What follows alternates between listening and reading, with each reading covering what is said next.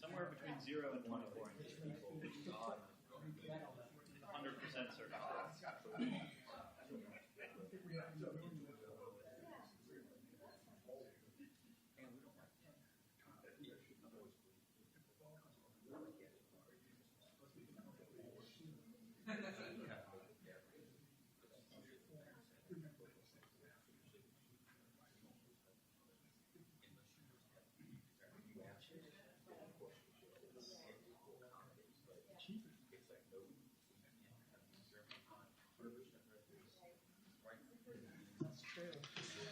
All right, ready? I'd like to call the New Kent County Planning Commission meeting to order, January 20th, 2026. I'm glad we got a pretty good show for 6 o'clock since we normally start at 6:30 or have been for a number of years. So new start time is 6 o'clock so for future meetings as well. Please stand for a moment of silence and then Pledge of Allegiance.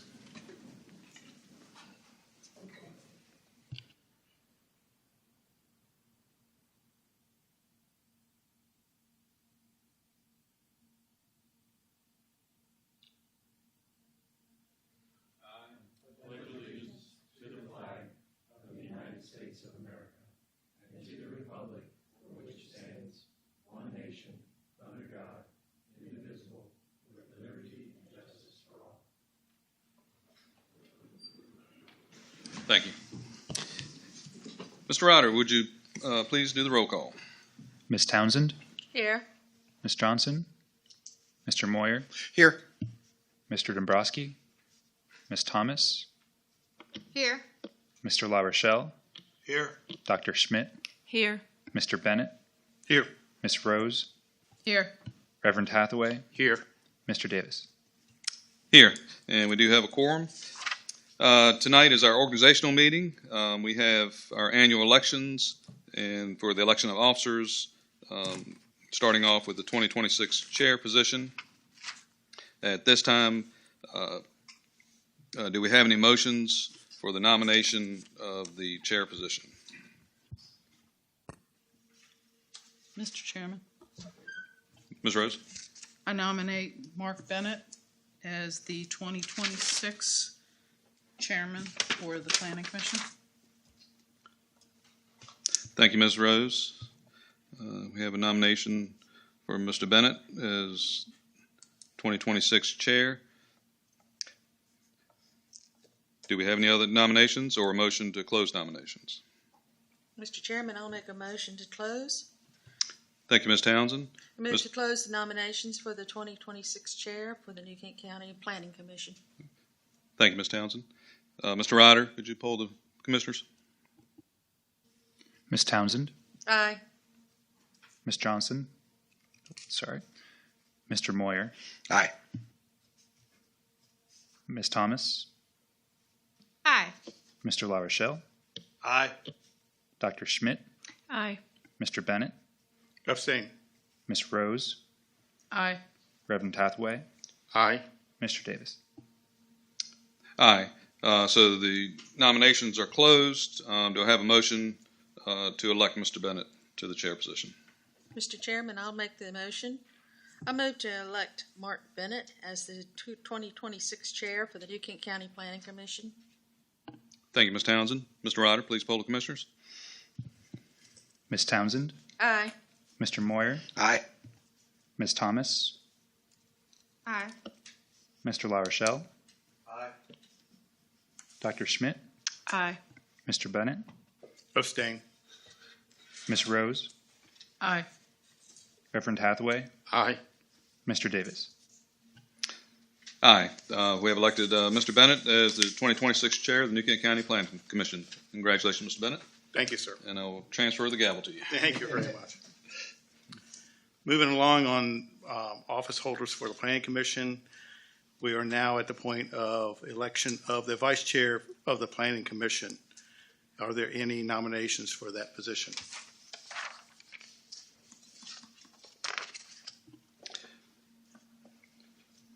Mr. Chairman, Mr. Davis? I'll move to nominate Gary La Rochelle as the 2026 vice chair of the New Kent County Planning Commission. Thank you. Are there any other nominations? Is there any motion to close nominations? Mr. Chairman, I move to close the nominations. Thank you, Reverend Hathaway.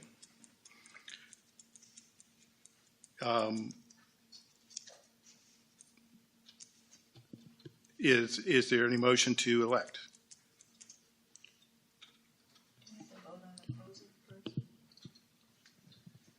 You do? Okay, I'm sorry. Forgive me. A roll call for the closing of the nominations. Thank you. Ms. Townsend, Aye. Mr. Moyer, Aye. Ms. Thomas, Aye. Mr. La Rochelle, Abstain. Dr. Schmidt, Aye. Ms. Rose, Aye. Reverend Hathaway, Aye. Mr. Davis, Aye. Mr. Bennett. Aye. Now, may I have a motion to elect Mr. La Rochelle? Mr. Chairman, Yes, ma'am. I move to elect Gary La Rochelle as the 2026 vice chair of the New Kent County Planning Commission. Thank you. May I have a roll call vote, please? Ms. Townsend, Aye. Mr. Moyer, Aye. Ms. Thomas, Mr. La Rochelle, Abstain. Dr. Schmidt, Aye. Ms. Rose, Aye. Reverend Hathaway, Aye. Mr. Davis. Aye. Mr. Bennett. Aye. Thank you very much. Congratulations, Mr. LaRochelle. You're very welcome. Next on the nominations for public hearing chairperson. Mr. Chairman, Yes, sir, Mr. Davis. I move to nominate Laura Rose as the 2026 Public Hearing Chair of the New Kent County Planning Commission. Thank you. Are there any other nominations? Do you hear a motion to close nominations? Mr. Chair, Yes, sir. I move to close nominations for the 2026 Public Hearing Chair of the New Kent County Planning Commission. Thank you. Could I have a vote on the closure of the nominations, please? Ms. Townsend, Aye. Mr. Moyer, Aye. Ms. Thomas, Aye. Mr. LaRochelle, Aye. Dr. Schmidt, Aye. Ms. Rose, Aye. Reverend Hathaway, Aye. Mr. Davis, Aye. Mr. Bennett. Aye. And could I have a motion on the election of Ms. Laura Rose for the public hearing chair for the Planning Commission? Mr. Chairman, Yes, ma'am. I move to elect Laura Rose as the 2026 Public Hearing Chair of the New Kent County Planning Commission. Thank you. Roll call, please. Ms. Townsend, Aye. Mr. Moyer, Aye. Ms. Thomas, Aye. Mr. LaRochelle, Aye. Dr. Schmidt, Aye. Ms. Rose, Abstain. Reverend Hathaway, Aye. Mr. Davis, Aye. Mr. Bennett. Aye. Moving right along, we'll move to nominations for public hearing vice chair. Do I hear any nominations?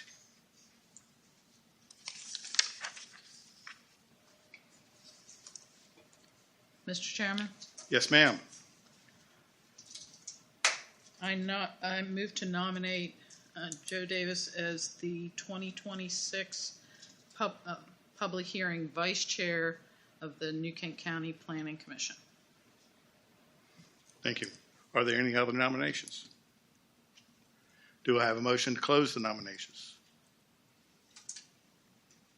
I move to close the nominations. Thank you, Reverend Hathaway. Can I have a vote on closing of the nominations, please? Ms. Townsend, Aye. Mr. Moyer, Aye. Ms. Thomas, Aye. Mr. LaRochelle, Aye. Dr. Schmidt, Aye. Ms. Rose, Aye. Reverend Hathaway, Aye. Mr. Davis, Abstain. Mr. Bennett. Aye. And may I have a motion to elect Laura Rose as the public, I'm sorry, where am I? Oh, Joe, I'm sorry. My apologies. I'm fired already. I just didn't want you to move away from it. Oh, may I have a motion to elect Joe Davis as the public hearing vice chair for Newark, Kent County? Mr. Chairman, I move to elect Joe Davis as the 2026 Public Hearing Vice Chair for the New Kent County Planning Commission. Thank you. Roll call, please. Ms. Townsend, Aye. Mr. Moyer, Aye. Ms. Thomas, Aye. Mr. LaRochelle, Aye. Dr. Schmidt, Aye. Ms. Rose, Aye. Reverend Hathaway, Aye. Mr. Davis, Abstain. Mr. Bennett. Aye. Final position is the election of the Plan RVA representative. Do I hear any nominations for that position? Mr. Chairman, Yes, sir. I move to nominate Reverend Hathaway as the 2026 Plan RVA representative of the New Kent County Planning Commission. Thank you, Mr. Davis. Are there any other nominations? Do I have a motion to close nominations? Mr. Chairman, I move to close the nomination. Thank you, Ms. Thomas. May we move on to a vote on the closing of the nominations, please? Ms. Townsend, Aye. Mr. Moyer, Aye. Ms. Thomas, Aye. Mr. LaRochelle, Aye. Dr. Schmidt, Aye. Ms. Rose, Aye. Reverend Hathaway, Aye. Mr. Davis, Aye. Mr. Bennett. Aye. Thank you. And do we have a motion to elect? Mr. Chairman, Yes, I ma'am. move to elect Reverend Hathaway as the 2026 Plan RVA representative of New Kent County Planning Commission. Thank you very much. Roll call, please. Ms. Townsend, Aye. Mr. Moyer, Aye. Ms. Thomas, Aye. Mr. La Rochelle, Aye. Dr. Schmidt, Aye. Ms. Rose, Aye. Reverend Hathaway, Abstain. Mr. Bennett, or Aye. Mr. Davis, Oh, I'm sorry. sorry. Go ahead. Aye. Mr. Bennett. Aye. Thank you very much, and congratulations to those elected officials. Item 4B on our agenda is the adoption of bylaws. Those are basically the format for which we operate under and conduct these meetings. Are there any questions of the staff or anybody else regarding the bylaws or changes thereof? There's only one change of note, and that is the time period for which this meeting is to take place, and that moved from 6:30 to 6 o'clock. But I believe you can answer any other questions, Mr. Silva, if we have. Any questions for Mr. Silva? Mr. Chairman, I have one question. Under Section K, the citizens' comment period, requires that any person who wishes to speak shall indicate their name, address, and a topic on the public comment register. I've observed other county meeting, not this county, but I've observed other counties where they give the district, not their address, where,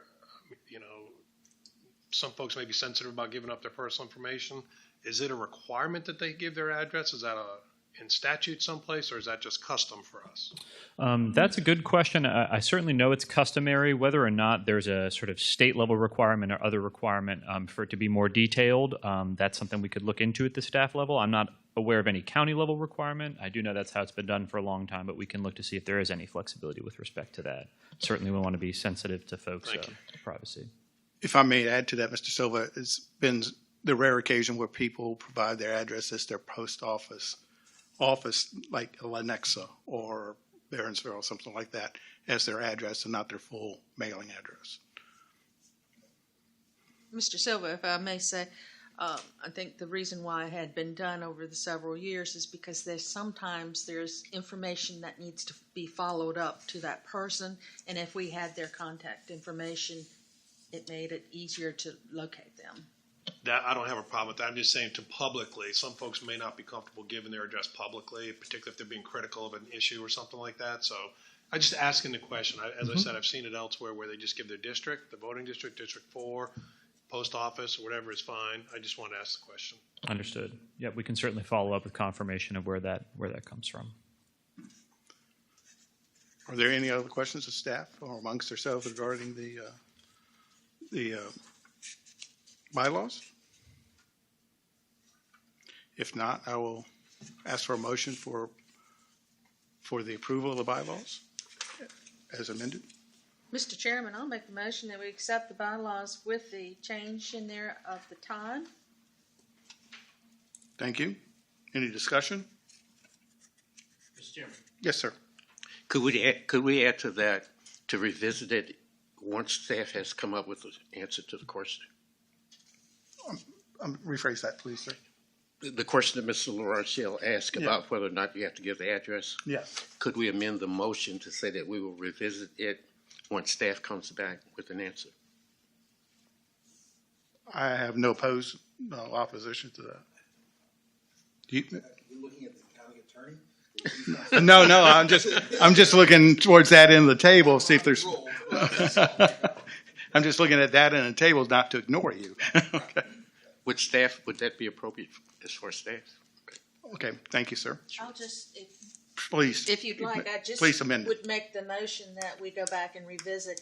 We'll accept it as it is today, but we'll revisit once he gets the information, Sure. and then we can talk about it again. Okay.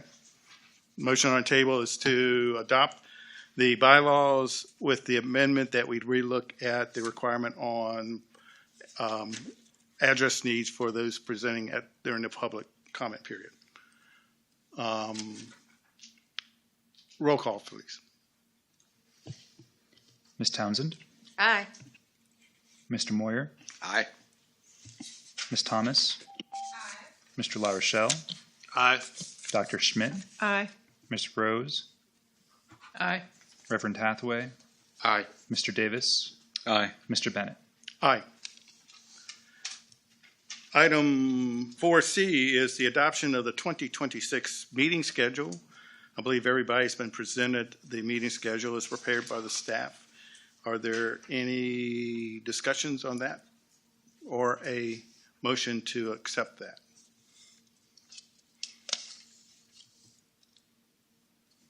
Mr. Chairman? Chairman, I'm sorry. Yeah, I Mr. yield.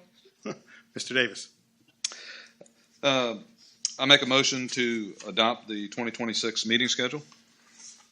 Thank you, Mr. Davis. The motion is to adopt the 2026 meeting schedule. May I have a roll call, please? Ms. Townsend, Aye. Mr. Moyer, Aye. Ms. Thomas, Aye. Mr. La Rochelle, Aye. Dr. Schmidt, Aye. Ms. Rose, Aye. Reverend Hathaway, Aye. Mr. Davis, Aye. Mr. Bennett. Aye. Item 5 on our agenda tonight is the adoption of is the approval of the meeting minutes for December 15th, 2025. Are there any motion, is there any need for correction, edit, or amendment to those meeting minutes? Excuse me, I'm Mr. sorry. Chairman, I was looking at the minutes here where we went through the dates and everything for our meetings, and it says regular meetings are scheduled for 6 p.m., but then it also says right after that, public hearings begin at 6:30? Correct. Is That is correct. true? We're gonna. Yes. Okay, Or, Those are always noticed for 6:30. okay. yeah, When we started our meeting at 6:30, I understand that, but that means if we don't have that much to do, we have to wait till 6:30 for the public hearing to start? what the We plan, do. what the plan is to continue with our agenda, less the public hearing until the 6:30 time slot comes Okay. up, okay? Then when 6:30 comes around, we do our public hearings. But this is to get some of the We can go through the whole thing before, in fact, that's correct, okay? Mr. Chairman, Yes, sir. the Board of Supervisors has language that would say 7 o'clock or thereafter. Correct. And we could say 6 o'clock or thereafter, which, We have, believe the wording is 6:30 or before, not limited to 6:30 for the 6 o'clock meeting. Is that what it is, Mr. Hathaway? I don't know the exact language, but yes. And we could see how this new time works for people coming. If we need to wait till 6:30 because people don't come, maybe it's next year we would change that in ours, but it works well for us, the Board of Supervisors, to be able to get the public hearing in early. Anything else staff want to present on this topic? Thank you very much. Are you satisfied? I'm fine. Thank you. Going to the approval of the minutes. Any motion to approve? All right, edit. First, edit. Any edits, corrections, or deletions needed to occur to the minutes? Moving on can I have a motion to approve? Mr. Chairman, I move to approve the minutes as presented. Thank you. Thank you, Mr. La Rochelle. The motion is to approve the minutes of the December 15th, 2025 regular meeting. Roll call, please. Ms. Townsend, Aye. Mr. Moyer, Aye. Ms. Thomas, Abstain, absent. Thank Mr. La Rochelle, Aye. Dr. Schmidt, Aye. Ms. Rose, Aye. Reverend Hathaway, aye. Mr. Davis, Aye. Mr. Bennett. Aye. Item 6 on the agenda is a citizen comment period where citizens may approach the podium and speak on items that are not being part of a public hearing tonight. You will have 3 minutes. There is nobody wanting to present, so we'll close that and move on to item number 7, which is a presentation by the New Kent County Housing Advisory Committee. Mr. Fine, welcome. Good evening, Mr. Chairman, members of the committee. Thanks for inviting us down. My name is Andy Shine. I chair the Housing Advisory Committee for New Kent County. Tonight, our committee is going to present to you the 4 recommendations we have made to the Board of Supervisors to consider. The first one is going to be manufactured homes. That's going to be given by committee member Matt Starr. The second one, the Housing Trust Fund. That'll be presented by committee members Jeremy Nicely and Amy Inman. The third would be the Housing Resource Coordinator, presented by Vice Chair Bill Dismore. Fourth would be the Housing Webpage, again, presented by Vice Chair Bill Dismore. And I'd like to give you a little history about where we came from with these suggestions. A little over a year ago, we started brainstorming at our meetings what we could do, what advice to give the Board of Supervisors. We came up with 50 different things. As we went meeting by meeting, we started going through each one of those. We narrowed it down to 10. They were all viable, but we said 10 would be a long presentation. So let's focus on the 4 best ones that maybe could be done as quickly as possible and maybe some a little bit more long-term. So we came up with these 4 specific ones just as recommendations to the board. So at this point, I'd like to bring up, one more thing. As each presenter comes up, please ask questions. Don't wait until the end. It's not necessary. Please, because the people coming up, they're really very knowledgeable about their presentation. So maybe ask the questions exactly at that time. So first one up. I love these things. First one up, manufactured homes. Committee member Matt Starr. Come on up.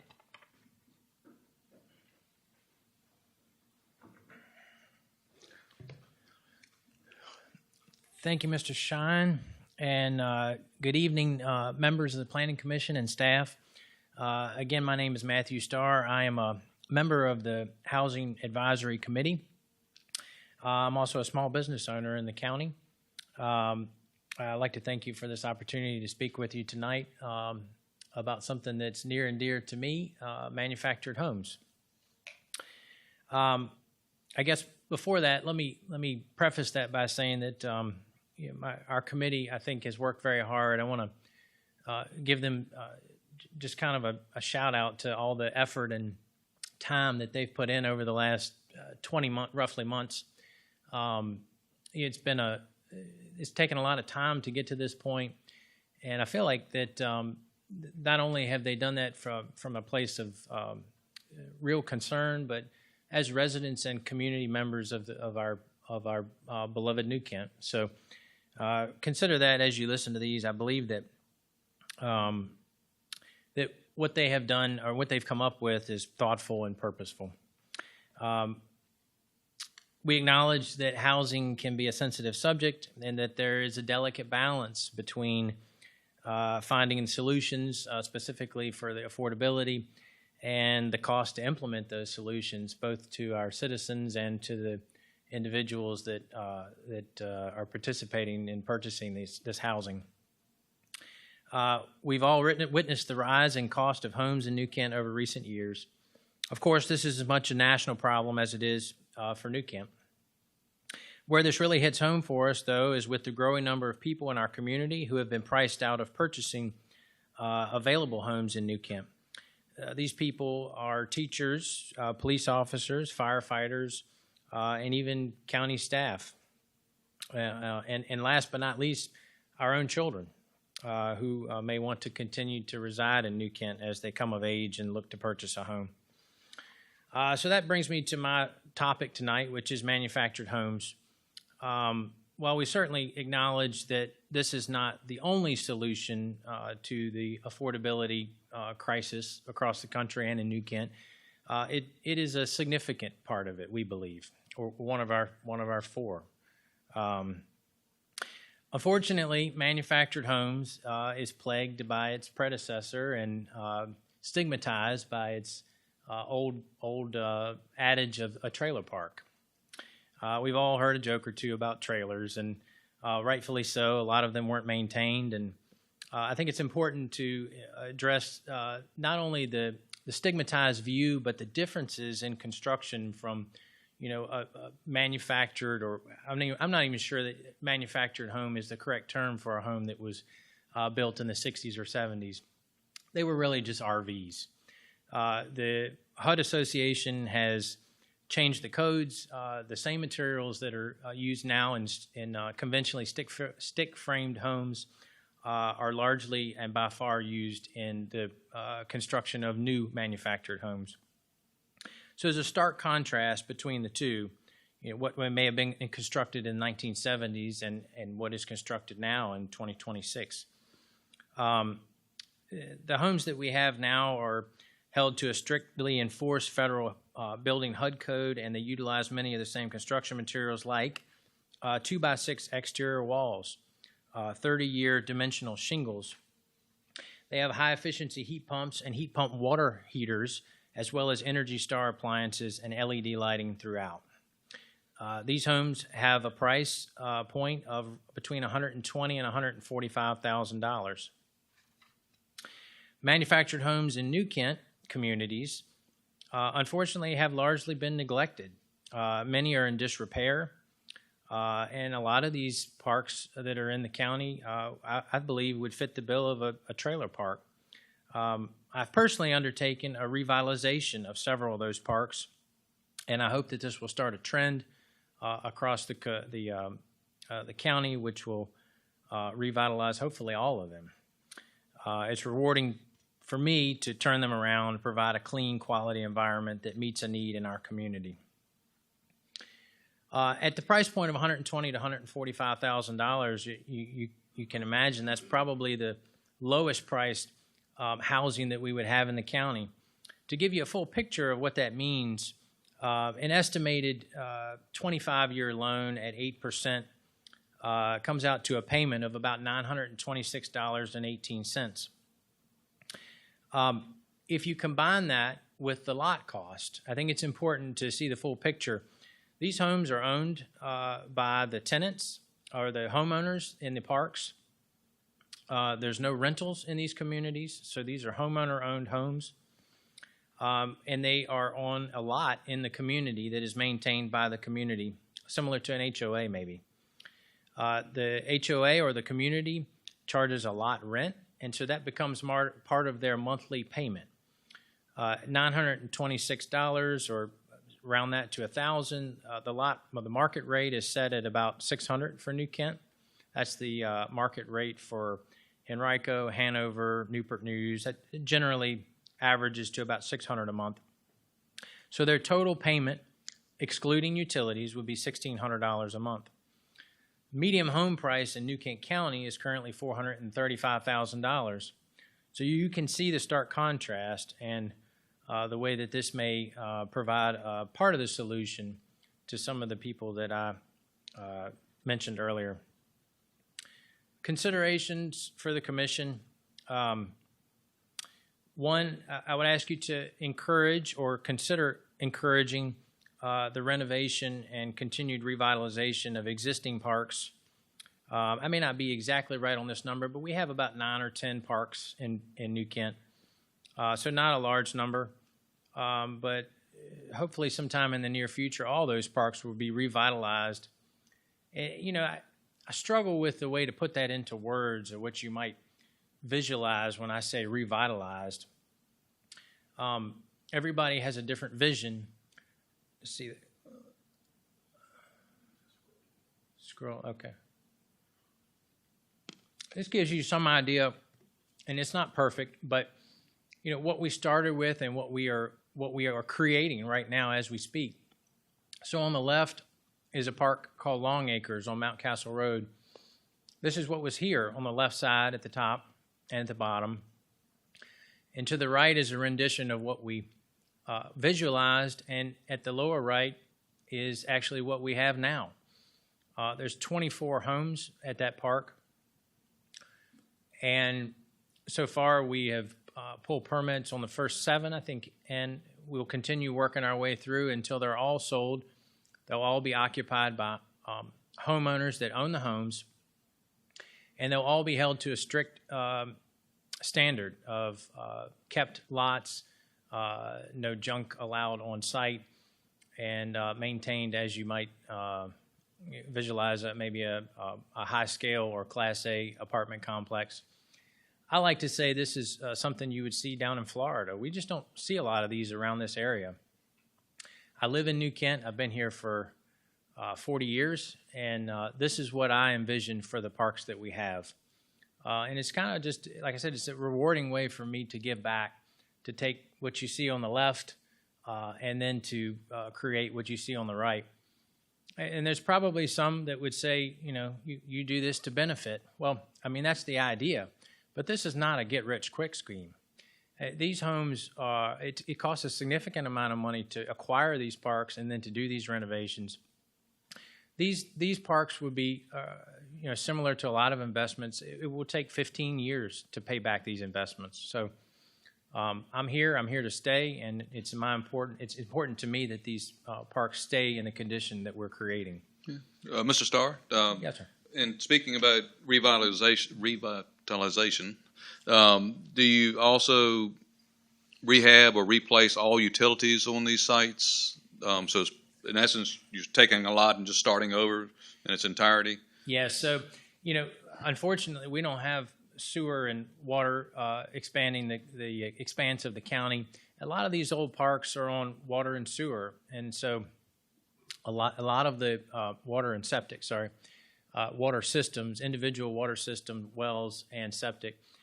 The systems are old, and we come in and assess when we purchase it what needs to be replaced. But generally speaking, yes, everything needs to be replaced. So we're upgrading water lines, we're upgrading septics. A lot of the water systems, obviously the codes have changed from 1970 when they were installed. So we're drastically improving all those things, not just the quality of the delivery systems for the water, but putting in things like backup generators for water, for wells, those kinds of things. So to answer your question, yes, sir, all those are getting updated as we go through. Are there scenarios then when you would have a common well or a common septic system? Most of them have a common well, and most of them share septics. And so what we'll have an AOSC come in and assess the septic systems. Thankfully, most of these parks, you know, you can imagine a lot of them have been there for 50 years. The soils that these septic systems were installed in were very good. They're very sandy, thankfully. And so what we're able to do is go in and replace tanks, replace distribution boxes, to put risers on those tanks and distribution boxes so that we can get in and service them. And at the very least, we're putting what they call a bubbler on the tanks, which introduces oxygen into the tanks, help to break down that bacteria and reduce that effluent to just water that dissipates in the soil. So, yes, sir. Mr. Starr, I have a question. I appreciate your presentation and that you addressed the, if you could go back a slide. Trying. There we go. So to be clear, you're removing the mobile homes. They go away and the manufactured homes go in their place? Correct. And then as you indicated a minute ago, regarding your return on investment and that type of thing. So you are a businessman and you buy the property and so it's a question that some citizens may have as a conflict of interest to recommend this type of solution if it's something that you could profit from. Well, certainly that's a question, but I guess, you know, who would you rather have up here giving you the report? You know, would you rather have the guy that runs the Food Lion, or would you rather have the guy who's doing it every day? So what do I directly benefit from it? I don't think so. These are existing parks. You know, I'm not asking for a rezoning or something at this time. I mean, these are parks that are grandfathered. Their zoning is grandfathered, so they're here, and so they're not going to go away unless somebody removed all the homes. I don't know if that answers your question or not. Thank you. Mr. Chairman. Mr. Starr, you mentioned these are manufactured. Can you tell us, first of all, the difference between manufactured and modular homes? And second part, is the committee proposing manufactured homes as the answer for affordable housing? Well, let me work backwards. I think the committee is proposing manufactured homes as one of the solutions for affordable housing, not the solution. And manufactured homes compared to modular homes.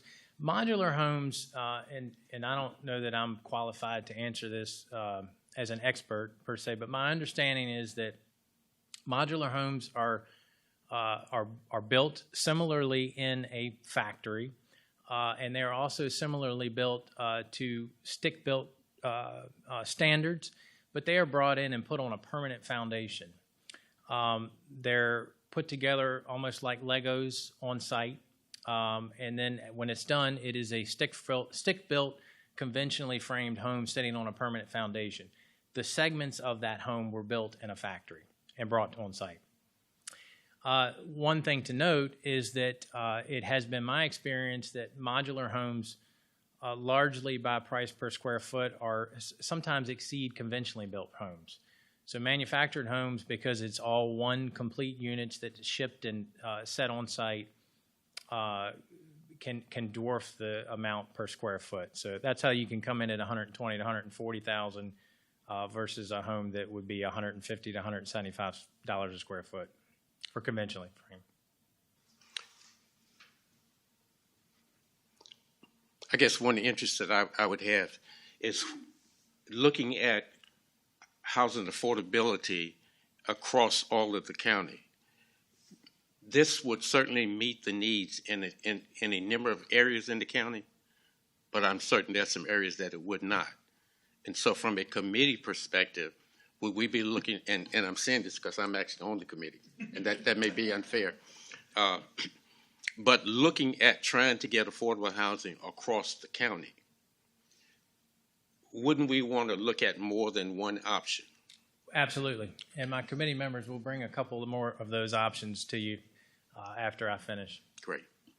But yes, I agree 100%. I mean, this fits the need in parts of the county, but it does not solve the whole picture for affordable housing.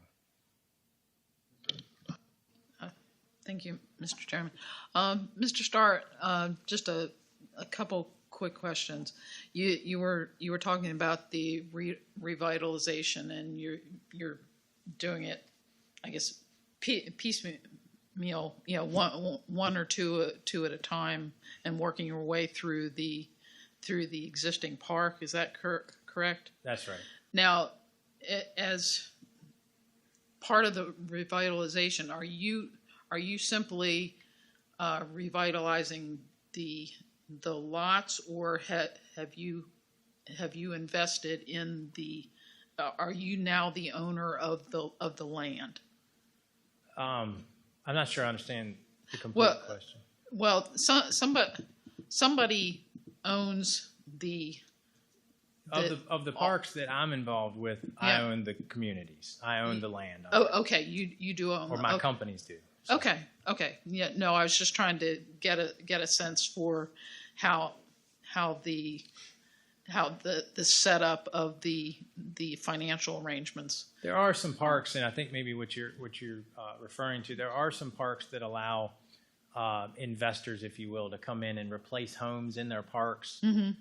And most of the time, I think those are in larger parks. These are pretty small parks. I mean, the largest park in New Kent that I own is 24 lots.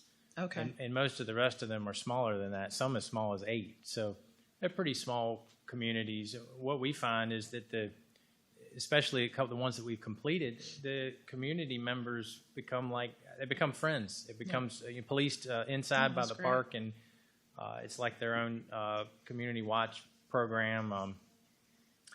I get my hair cut locally in Quinton, and I was getting my hair cut this afternoon, and one of the ladies that cuts my hair actually lives in one of the parks. She just recently bought a home, and she was sharing with me today that she could not believe the efficiency of the home. She's got her electric bill last month, which, I mean, we're not in the coldest month yet. Maybe that's yet to come, but $165. So, I mean, that's certainly less than mine. So, yeah. Mr. Davis? Oh, I'm sorry. Go ahead. No. Mr. Starr, I'm sorry. I meant to ask this a minute ago, but so the community shown here is on Mountcastle Road, I think is what you said? Correct. And is there a net gain? Like how many of the units were uninhabited that you will upgrade so they can be inhabited? Like, is it a gain in housing or is it just substituting? Unfortunately, and I guess it's really, well, like I said, all of these parks have been neglected for so long. They're not full, and they weren't full. The previous owners on most of these parks, were just taking what they could get each month. They weren't running it like a business or keeping up with maintenance. And so the largest park here on Mountcastle Road, by the time that I closed on it, there was only about 7 tenants remaining. So we've been very gracious with those tenants. We've worked with them. In fact, a couple we've moved that were in the front to the back and allowed them to stay in other homes while we continued our trek to the back. And then, we've kind of given them the charter that, we're working our way through. If you find a place, and that's worked. We had an individual that was in the front. He moved to the back. We gave him a discounted rate, and he just moved out to somewhere else. So luckily, we've not had a huge problem with tenants that that we've had to evict thus far. So the 7 occupied homes will eventually become, did you say 24? There's 24 lots there? Correct. Okay. Yep. Mr. Davis? Thank you, Mr. Chair. And this may be more of a question for staff, and we're talking about revitalizing existing manufactured home parks. What about for zoning for if it's a future or new? What's the zoning requirements for those? We have a zoning we have a zoning now, which I think is MHP. We don't have any parks in the county that have been rezoned that. It was something that was added in when the zoning ordinance was updated years ago. And, it was kind of a blanket ordinance that probably came from a adjoining locality, or some parts of it came. I don't know that that really fits to be utilized for a new rezoning, but it would require rezoning for a new one. So it would be rezoning versus a CUP within a certain zoning district? I think that's correct. It would be a complete rezoning. Okay, thank you. Mr. Yes. Chairman, will the committee also be possibly providing some guidance on, or some recommendations on, any changes to the ordinance to help foster this type of process? I think we're certainly willing to look at that and to do that. At the board meeting, you may have seen that presentation I mentioned. I think the minimum lot size for the current MHP zoning is 10,000 square foot per lot. If you put in infrastructure for water and sewer and you build one of these communities, that's 4 homes per acre. And that sounds small, when you're talking about the expanse of our rural New Kent. But let me flip forward. One of the parks that we finished is on Henpeck. We call it Moran Park in memory of the family that owned it previous. But at the bottom left, this is Moran Park. And those homes are sitting on lots that are about 5,000 square feet. So it gives you some idea of what that might look like. You can't afford to come in and spend all this money to develop something like this and end up with only 4 homes per acre. So one of the things that may have to be addressed if this was ever considered, it's tough. I mean, I'll admit, nobody wants to see a trailer park in New Kent. That's not what this is. And it really doesn't sink home. It really doesn't hit home until you come out and visit something like this and see it in person. I mean, these are quality communities with quality housing that's safe, and to be honest, it's a bit of a compromise. I mean, this is not a $400,000 home. It's $120,000 to $140,000 home. So, to Mr. Hathaway's note, it's not the solution for the entire county, but I do believe it plays a part, and the committee feels that way as well. Mr. Starr, doing a little investigating or research prior to this meeting, manufacturing homes have not really had the greatest appreciation and increased value over the years, not like a stick-built home. But there seems to be a little edge point, and if it's permanently mounted to the to the landscape, then it has a better opportunity to increase in value over the years. The second component that it seems like that there needs to be some governance over a manufactured home site so that the quality maintains throughout its duration. Those seems to be things that are staring right in the forefront. How do you surmise trying to get over those? Two things. One, the old 1970s mobile home that you could pick up and pull with your pickup down to the next lot and park, it's just not there anymore. I mean, these homes require footings, concrete footings. They're piered up. They're drilled and tied with staking and straps that hold them down to the footings. To pick that home up, in theory, to bring in the equipment and to move it over to the next lot, I mean, that's a $15,000 venture. So they're anything but mobile. So that answers part of your question, I think. I mean, they're really not really mobile anymore. They're pretty secure as far as their foundation and how they're attached to the ground. The value has changed, and we're seeing that now. We've got actually this blue home right here.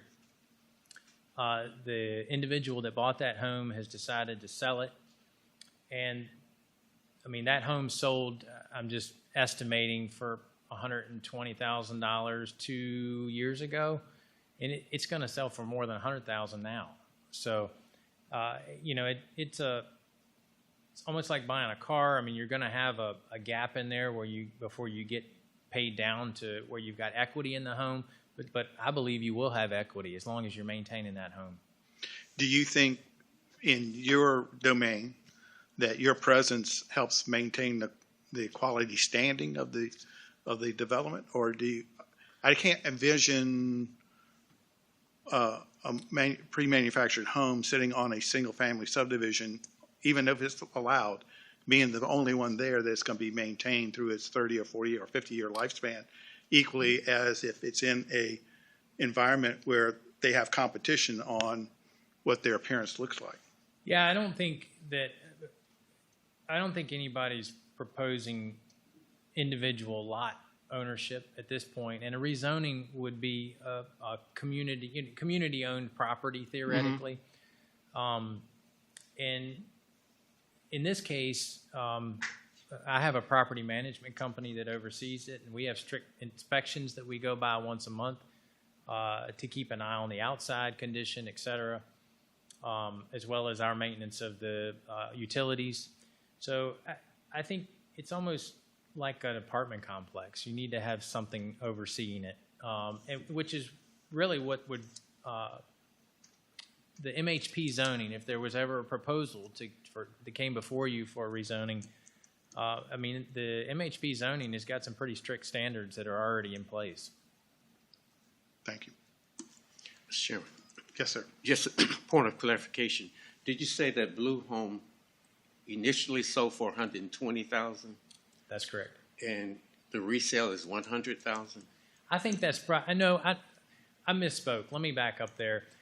I think that they would be able to sell that home for at least $100,000, but I don't know what it actually is for sale today. So there's going to be some, I don't know that I would call it depreciation, but it's kind of like a car. When you roll a car off the lot, there's the old saying that it's worth less the day you drive it off.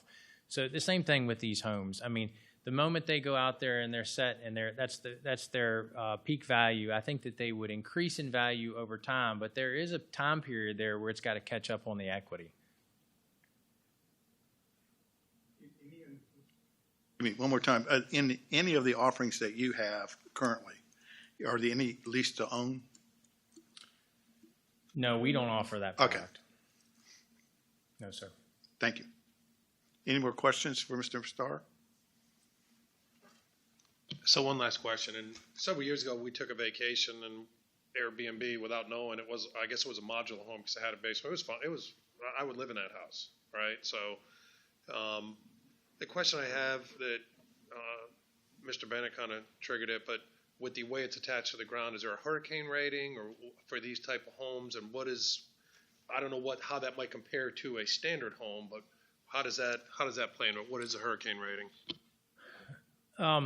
So there is a hurricane rating, and my understanding is that it's based on the locality. The locality has a rating specifically for that locality, and so the homes have to be built and attached per that rating. So in other words, these are brought in, it's tied to the building code, and if I'm not mistaken, the straps on these have to be every 7 feet, and they run augers in every 7 feet, so these are drilled and attached to the augers every 7 feet, and then they're sitting on the piers. You know, as opposed to a stick-built home, maybe one of the things that seems like a weakness to me is that you have the wind, which will that can, I assume in a hurricane, a wind could get underneath that home and lift, and so the lift is always the concern. On all of our parks, we're not using any of this vinyl siding, skirting. All of these homes that we're putting in, we build a salt-treated frame underneath the home that attaches to the ground, and then we install hardy board plank all the way around and trim it in white PVC. It's just, it looks better, it holds up better. You know, nothing irks me more than going through some of these older parks where the weed eater has destroyed the skirt and it just looks terrible. So this is a couple extra pictures that I had included of what the inside looks like. On just an example, these are stainless steel appliances and the same PEX plumbing that we're using in our conventionally framed homes. I think that's all I've got. Thank you. Thank you very much. Next.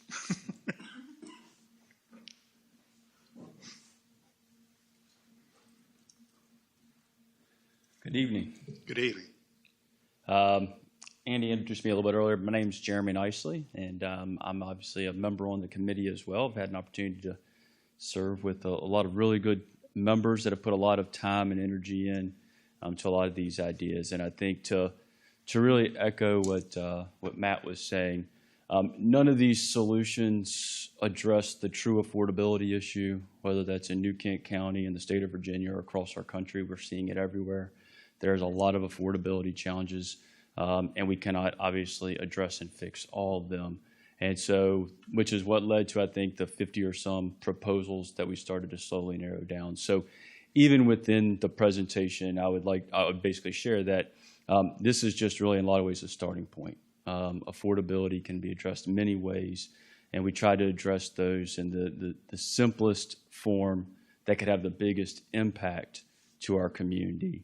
And this is not an end-all, be-all type setup or agreement to try to reduce and make homes more attainable. That's going to be changed by a lot of other, policies, decisions that can be made outside of just what the committee will do, which also includes, what the government does when it comes to interest rates and things like that. So the 3% interest rate has been gone for quite some time, and obviously when we're trying to address the affordability challenges, this is just one of the avenues. So what we've also come up with was a second plan, whereas we felt like the stuff that Mr. Starr is doing and others, that could address a very immediate need for the community. By revitalizing some of those communities, it could provide some instant feedback or opportunity as just providing 17 additional homes in just one specific community. In this scenario, we also believe that establishing a trust fund through New Kent County would have a great impact that would help both not only new housing or purchases of homes, but would also help those that are currently either aging in place or living in homes that need really some critical repair and work to allow them to remain safe. And so what we have decided to propose is a trust fund that would obviously be funded by New Kent County. We have asked for it to be included in the capital plan already. You guys, I think, have seen that or heard that for the 2027 fiscal. And so with that, I kind of wanted to walk you through a little bit of the process and the desire behind that. So really this fund would be set up. The initial ask would be for $500,000. Those funds would be coming from places like Rosie's or other businesses that were to enter New Kent County. And really the reason for that was to ensure that it wasn't obviously a tax burden or a burden for obviously residents within the community. It is not designed, and I'll kind of start with this because anytime something like a trust fund begins, the first thing people hear is Section 8 or low income. This does not address that problem. Section 8, low income, at the end of the day with this trust fund, what it's really designed to do is to help those that are already credit worthy, that can get a loan, but to be able to obtain and afford a home, hopefully that would retain or remain in New Kent County. And so our first ask would be for $500,000, and that would be on an annual basis. And so as I kind of walk through this, what our request really was for us, one, to have an opportunity to continue to progress with this, with the board, and now with you guys on the Planning Commission, that we'd be able as a committee to continue to steer and work towards that solution. This takes a lot of time and energy. This does not happen overnight. This will probably take the committee over, I'd say close to 12 to 18 months to get fully put together. And so this committee has a lot of eagerness and desire to work hard to try to come up with solutions. And the last thing anybody wants to do is work on something for 12 to 18 months that may not be received. So the first question or first request of the board was, would this be something that's viable for us to continue to pursue? With that, we do know that in the capital improvement plan that there was a request for $500,000 in the 27 fiscal plan, and that we are requesting that would be approved and for the plan. The initial fund of $500,000 was really designed to target two areas. The first is about $150,000 of that will be designed to target safe housing, and the secondary $350,000 will be designed to kind of attack a little bit of the affordable housing challenges that we have. Now, with that, when we talk about safe housing specifically, this does not replace any way all of the hard work that the social service group does, the wonderful charities that we have, the nonprofits that step in, and whether they build decks or ramps or whatever it may be to help members in our community. It does not replace this, but rather this provides us an opportunity to substitute, or not necessarily substitute, but add to opportunities to help those in need in our community where they cannot get funding or financing. Too many of our members in our community are living in homes that need roof repair. We can all imagine how cold it was and frigid it was when we walked in tonight. There are people living in homes without heating and air. There are people who are living in homes without plumbing. There are people that are living in homes that we feel like that they cannot afford to address the certain situation that they are in. And so they are unfortunately stuck in their home kind of dealing with this. So really what this $150,000 would do, or potentially allowing the board and the planning commission for you guys to have an opportunity to utilize those funds, would be to help basically repair those homes so people could remain age in place. Because one of the biggest challenges with attainable housing and affordable housing is what we're seeing is that specifically in our older demographic, they cannot afford to move. They cannot afford the repairs in their home to get it upfit to sell it, and then in turn to pay at what unfortunately homes cost nowadays. They cannot afford to move, and so unfortunately they stay within the home. So the original 10 or half of that, it's $150,000 to start.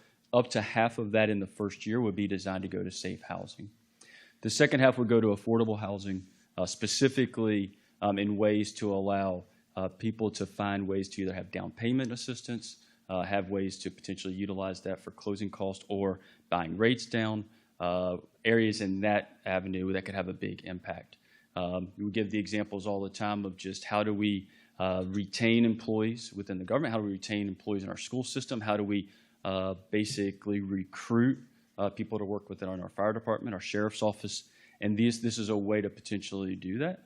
It's also a way to allow, and with the work of what I'll share here is by partnering with the Partnership for Housing Affordability.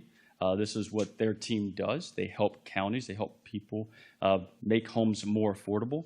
And what we would say is, or we would request, is that they would be a partnership in this, which would help create, design all of the language, all of the documents, all of the review process to find those that would be qualified for such a program. The final approval would be remain based on what New Kent County decides with the board or with planning or a specified committee. That is one of the things that we are suggesting, is that the board does appoint a committee that would basically provide that approval process. It would be obviously a document that would need to be filled out, submitted, and reviewed and approved. And then with that, there'd be some type of stipulation based on the dollar amount provided. There'd be a stipulation provided to the end person that receives the fund of some type of either deed restriction on their home. It could also be something from an employment guarantee. We've seen things like that where you kind of give a story of, maybe a teacher that can all of a sudden get a small fund to utilize to buy the rate down so they can make the home more affordable.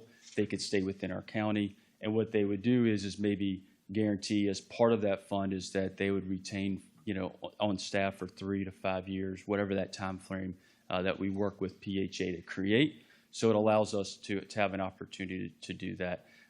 Or the other avenue that you could do is depending on the dollar amount, is you could put a deed restriction on the home.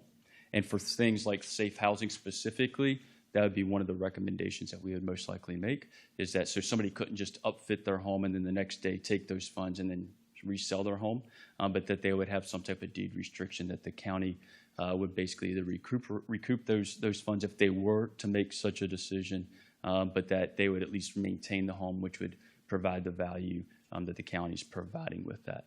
And really the desire is not to have individual pockets or individual communities or locations, but really the desire is that for all 5 districts within our county that the funds would be available to all, but it would not be designed in the sense of in 5 districts of the $500,000 be evenly split, because we do recognize that there may be some districts that may have more need than others when it comes to whether it's safe housing or affordable housing.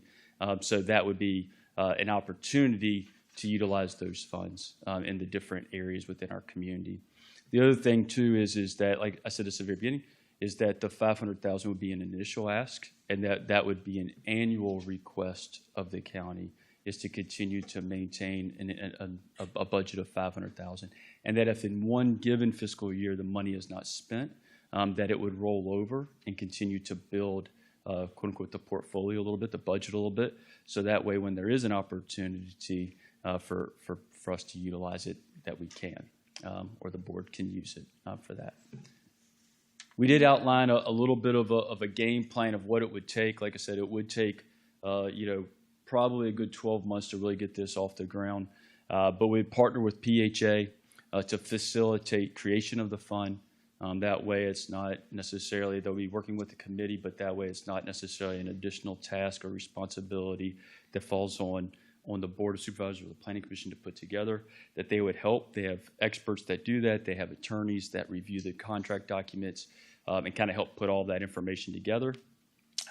We would create what guidelines we'd want. Is there AMI targets, annual median income targets that we'd want to hit? Will we create a point-based system? Would it be an employment guarantee? Would it be whatever those deed restrictions, whatever those types of processes would be? They'd help us put all that information together, solidify those terms of agreement, present that, once again, whether it's the homeowner deed restrictions or whatnot, and then create that application for a review and approval process. And then whoever that would be submitted to, they would have the opportunity to review it and then award funds as necessary. And we did make the suggestion that the board appoint a committee to do that, but that's just a suggestion in that sense. And then really at the end, we just determine how the funds will be dispersed. There's many ways to do that based on the dollar amount. Does the county pay directly to a contractor for, let's say that roof repair, or do they provide those funds to the homeowner once shown upon work completion, whatever that may be? We felt they would help us kind of work through that process with the PHA.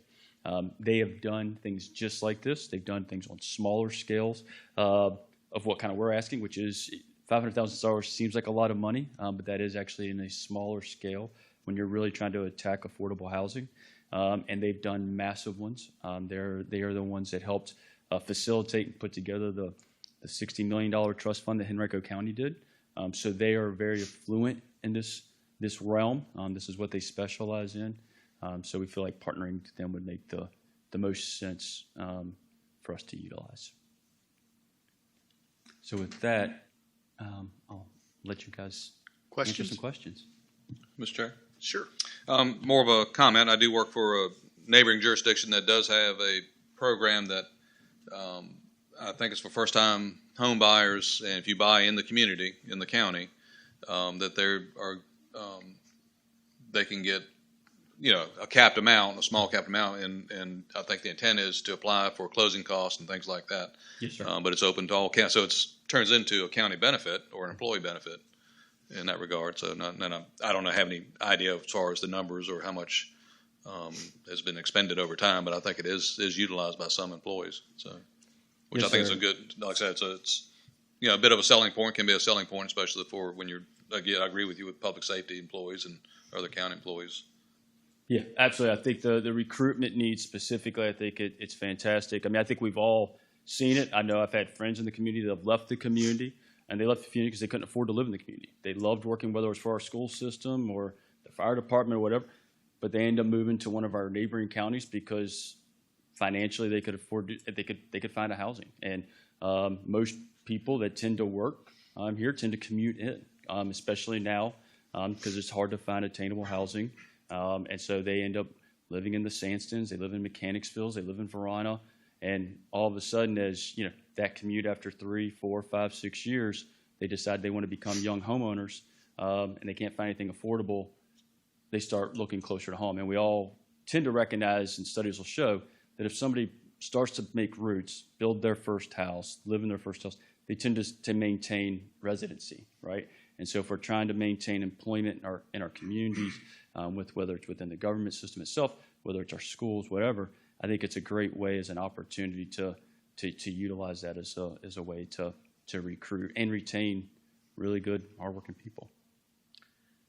Mr. Nicely, has there been any consideration of making the fund self-regenerating? And I'll use an example for that, is that a first-time home buyer buys down the points, buys down the loan rate or something like that, and a first deed of trust is established. And then when they see the increased value and the need to sell the home, that first deed of trust is satisfied and the funds are replenished back to the original fund amount. Have you any consideration to that? Because it seems like it would be a self-generating, self-motivating program. Yes, and I think in some of the avenues, specifically, we have discussed that, right? And in some situations, depending on the volume of dollar that you're mentioning, there is deed restrictions that can maintain the life of the home, so that way it sticks with that home. So if a customer was to resell it, basically PHA helps work with, but they help reset the value of that home when it resells. So if you were to get a fund, right, pay down whatever the sales price would be, hypothetical. I'll use the new affordable, which is $350,000, right? But if we say $350,000 and they get a $50,000 opportunity to $300,000, well, what would happen is that deed restriction would remain in place, and then the resale value of that, there'd be an opportunity to still make some equity in it, but they wouldn't be able to take that $350,000, and if the market goes to $375,000, be able to sell the home for $375,000. Then maybe they would sell that home for $320,000. So in that sense, it remains that deed keeps that sales price at a lower point.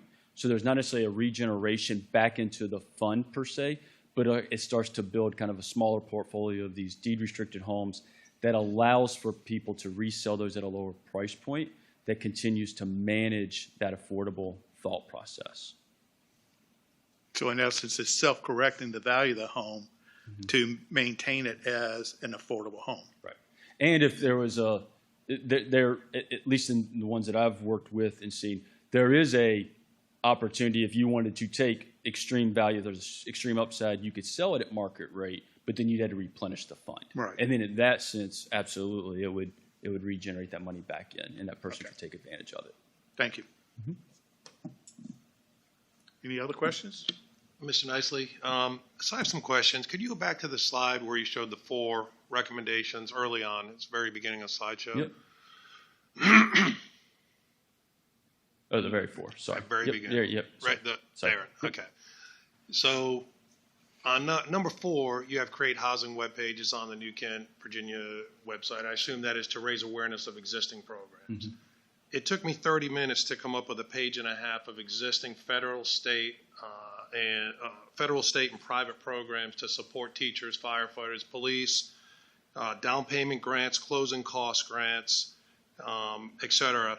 Can you tell me what our participation is in the U.S. Department of Agriculture Single Family Housing Guaranteed Loan Program?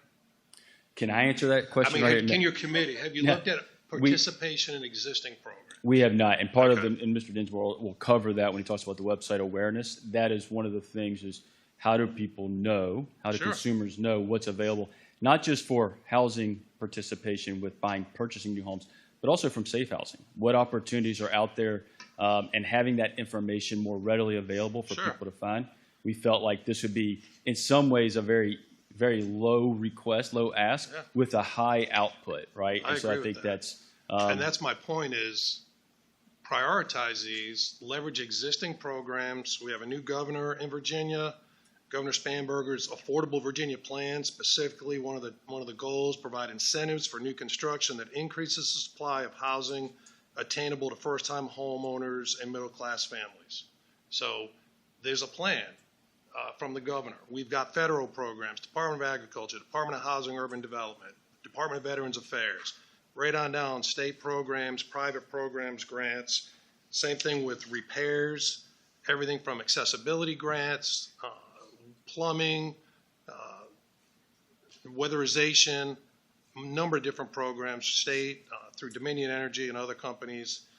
And so I would suggest that whether that $500,000 that you're asking for comes from Rosie's money, if it comes from Rosie's money, that's $500,000 less that the county has to put toward other county priorities. So that's my concern.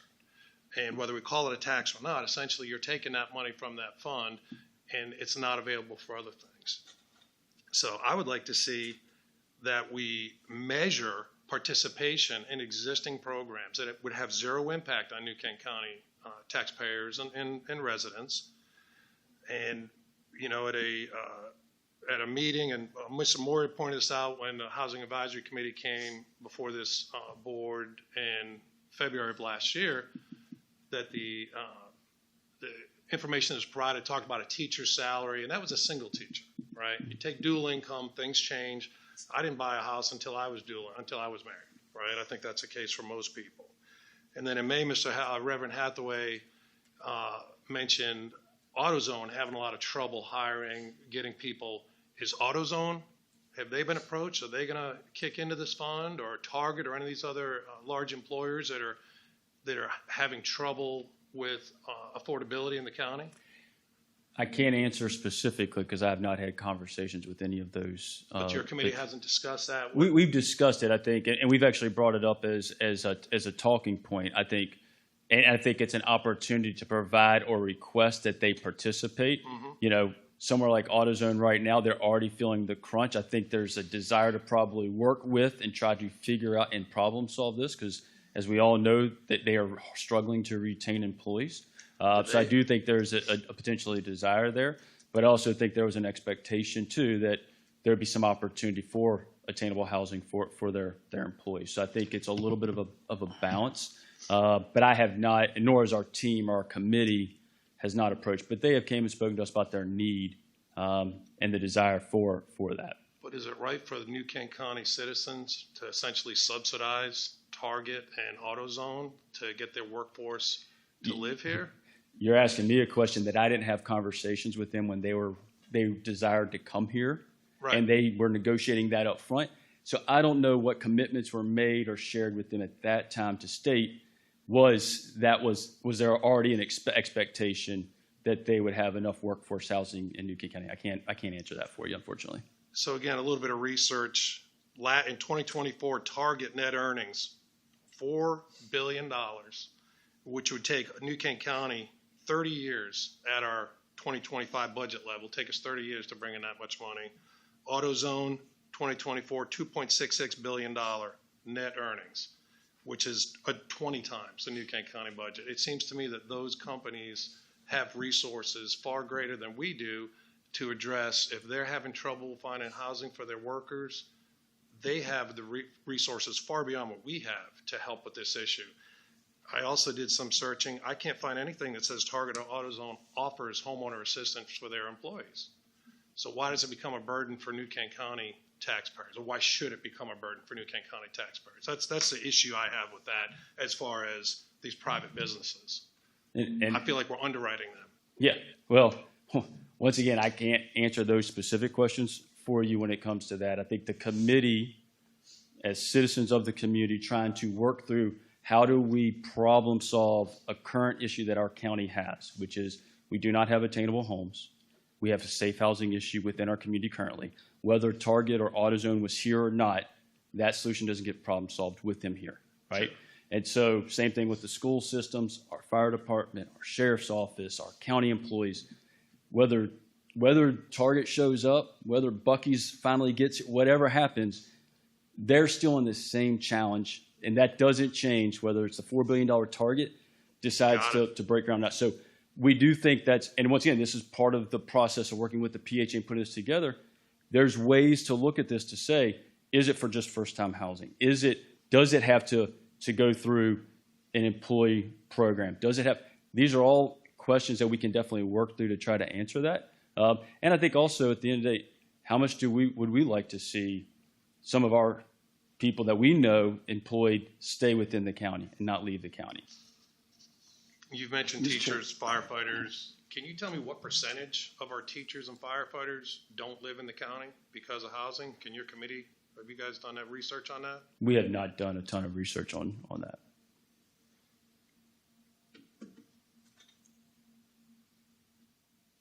Mr. Moyer? Yeah.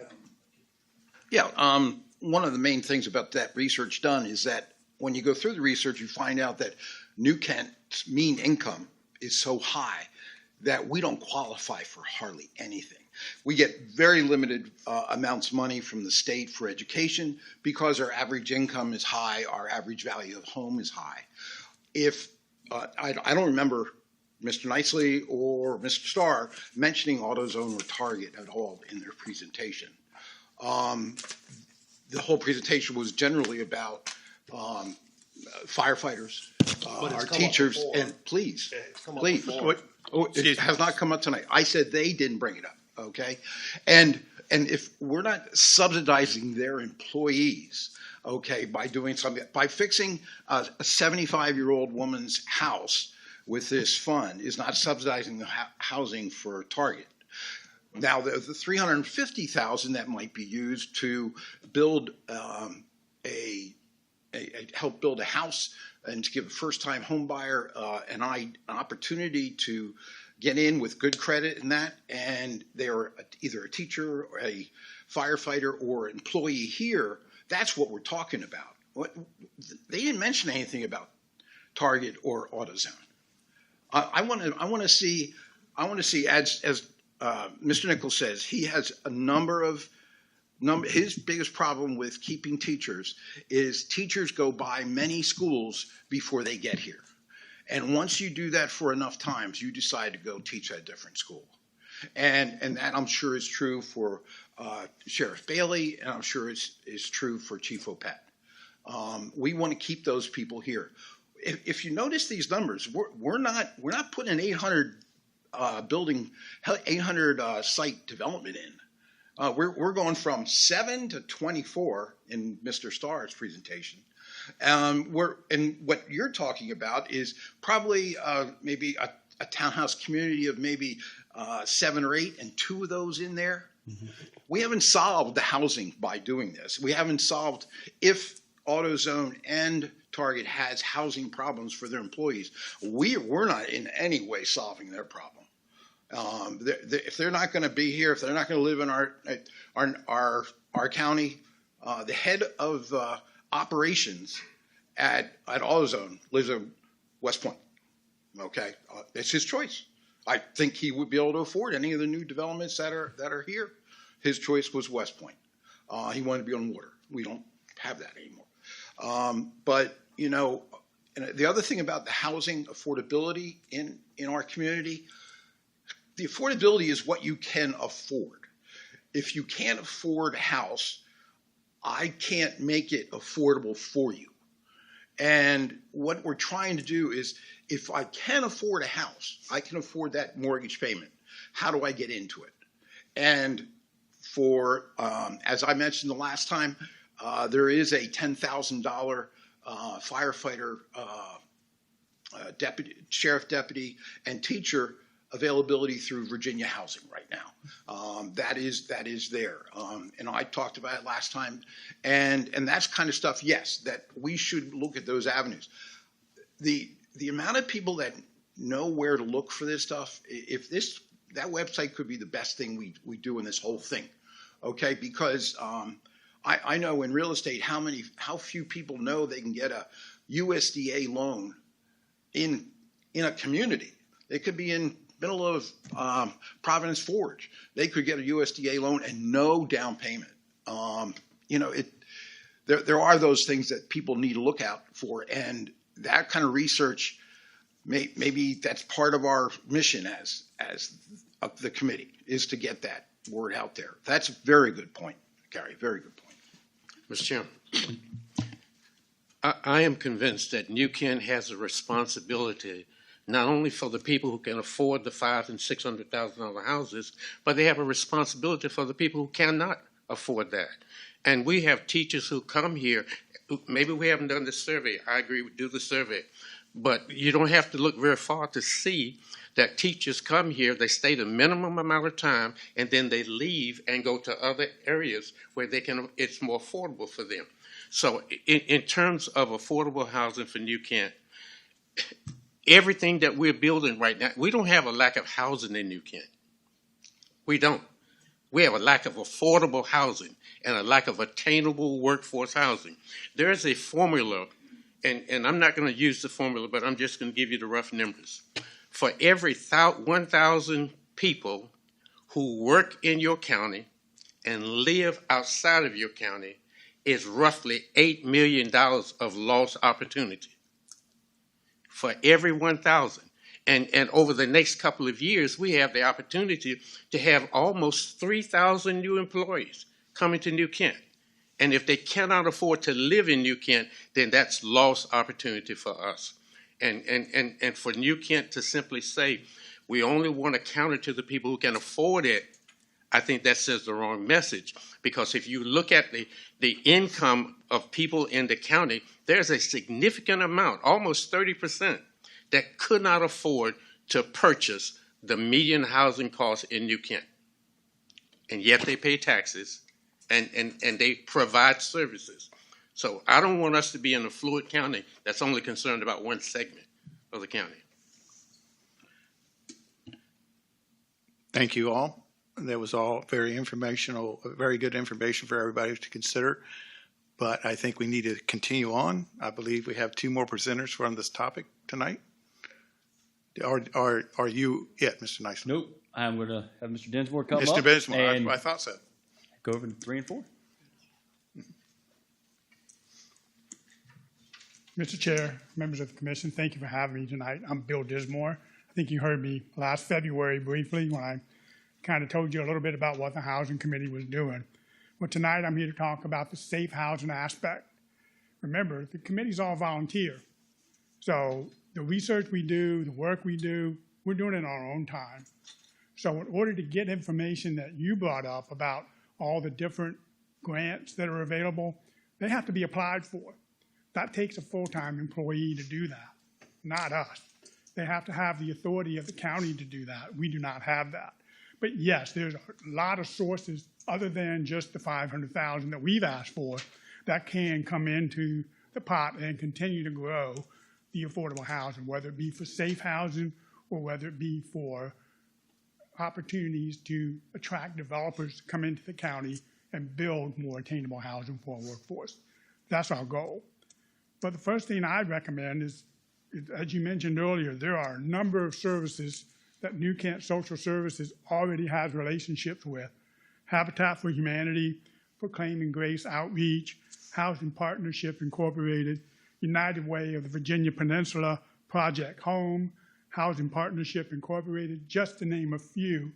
These are third-party nonprofits that come in here and make those that cannot afford to fix their homes up, they will come in and provide the labor and materials. We need to support them in our county for our citizens to be able to take opportunities like that. So we have a collection of information and a collection of relationships with these third parties. We don't have an employee that can coordinate this.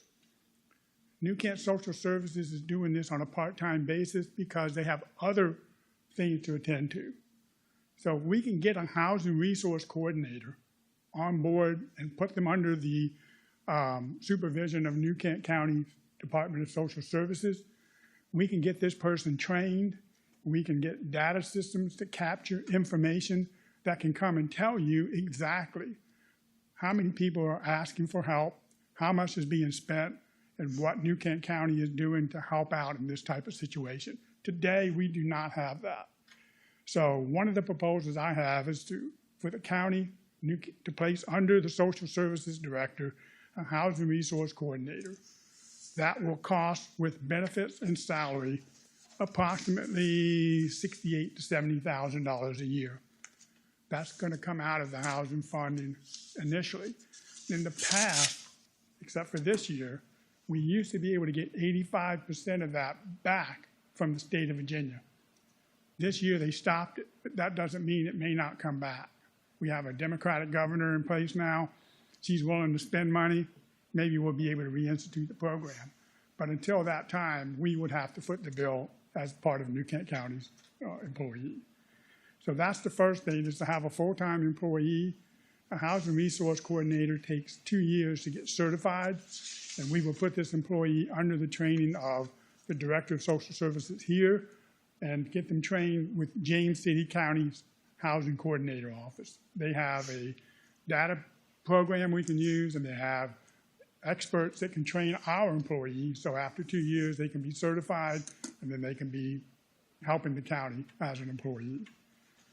The second thing that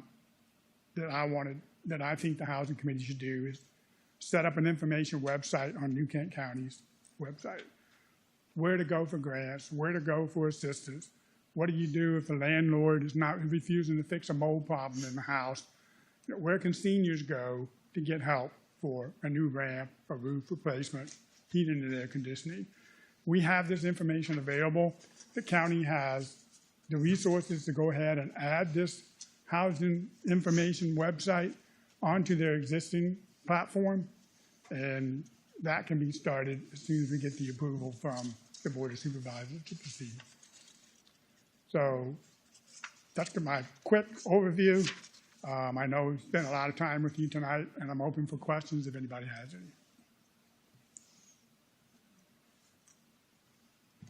any. Mr. Dinsmore, so this position, I guess I'm assuming not only would direct people to county resources, but those same third-party resources that you spoke about earlier. That yes, sir. That's correct. It would, again, truly be a coordination effort with those other entities too. So that's correct. And this particular person would also represent New Kent County on the Housing Advisory Committee.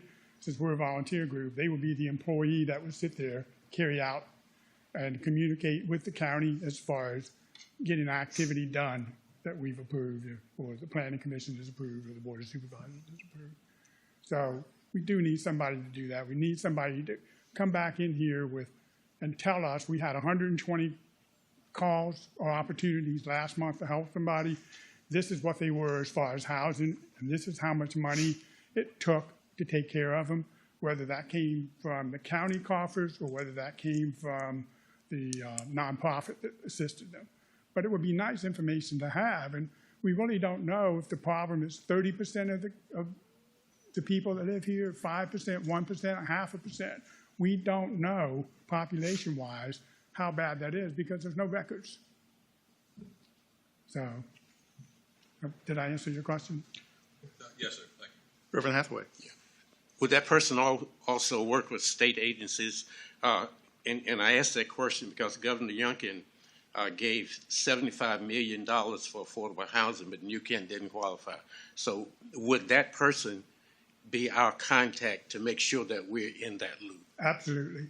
They're going to learn through attending meetings and working with other counties what opportunities exist out there to bring that kind of money into New Kent and spend it. You know, we just don't have the time to be everywhere. So yes, absolutely good question. Ms. Rose. is this person also going to maintain the website, That would be done by Krista Usley with the county. She's the one that does all the maintenance. But as far as updating and putting new information, yeah, taking old information out, not maintaining the IT infrastructure, but maintaining the content. Absolutely. Okay. Yes. So we're going to help her with building the initial one, but once the housing resource coordinator comes on board, they would be responsible for doing this. But social services already has a number of contacts and people. I've been to several of their meetings. I've met a lot of these people. Some of them have come and spoken directly to us. So we just need to get this into one information database that the public can get to and find out about it.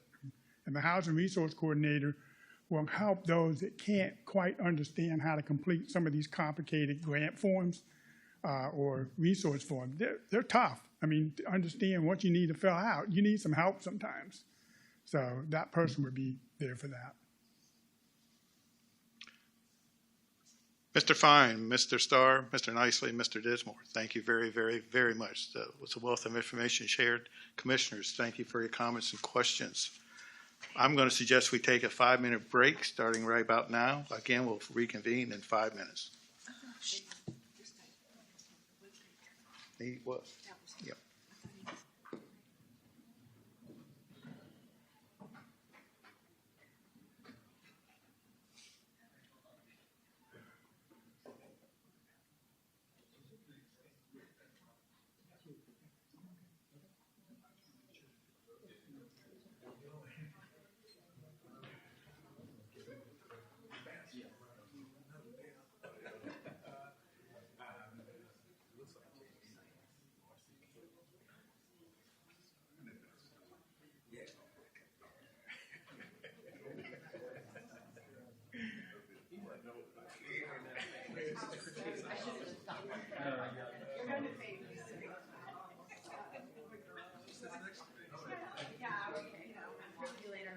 Bye, guys. Great job. Okay. Thank you both.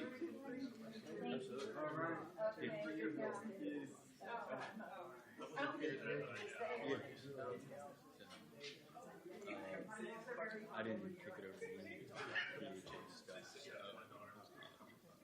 Well, there seems like a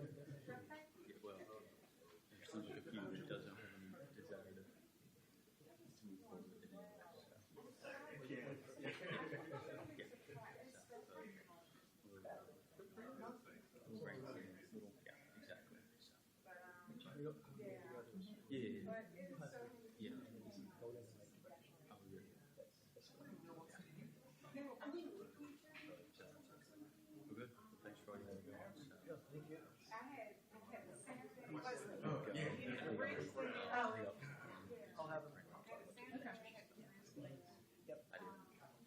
I knew we were presenting to you. And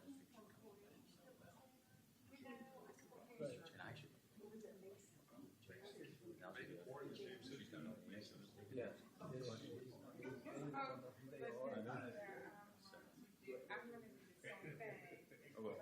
Oh, yeah.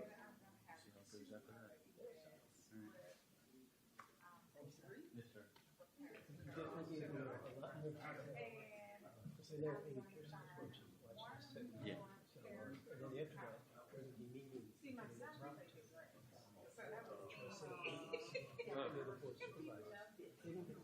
Yeah, right. Hurry up, Patty Town. Okay, we can cut short. Sure.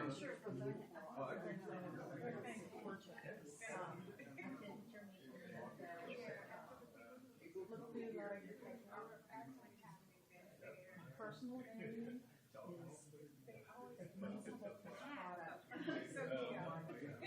we should be very yeah, the worst thing that ever came out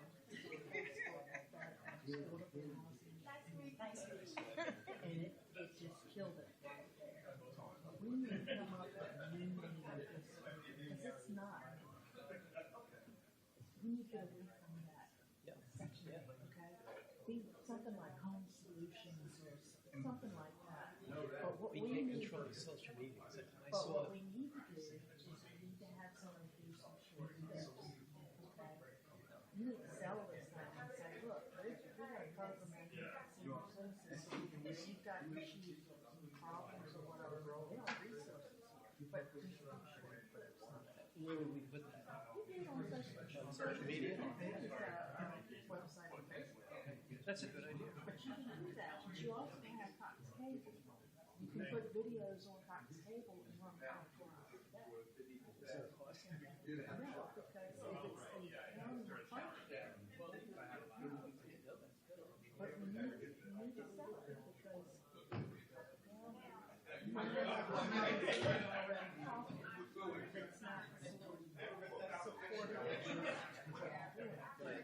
not also, he doesn't realize what a lower income person tries to receive grants every year. They can't.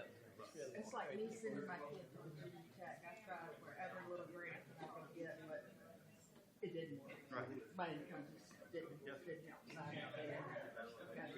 But there's opportunity, you know, to sell it. And you really need to look for somebody with marketing techniques. You know, Krista's really good with marketing. Krista? And trying to sell things. But that's the whole thing. You sell. We need to get it out to people, and not just the commission and the board. Yes. It's got to go out to the citizens. You got that on Facebook and all of them. I was on Facebook when it started. Within 5 minutes, 10 minutes, 56 people trying to write it. I was like, and I just had to, I'm not gonna say anything. So, two quick jokes.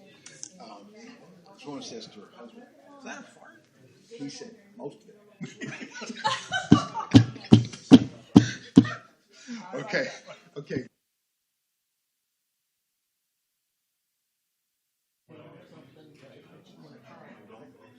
Sell it on the, that's where you get people excited. When they get excited, you're not going to support this program? You know, yeah, look into the Fox radio station as well. You know, as long as it's simple, you know, people don't retain information after like 5 minutes. 30 seconds. It's gotta be, because this is what we are. And If we can gather back together again, please. Thank you very much.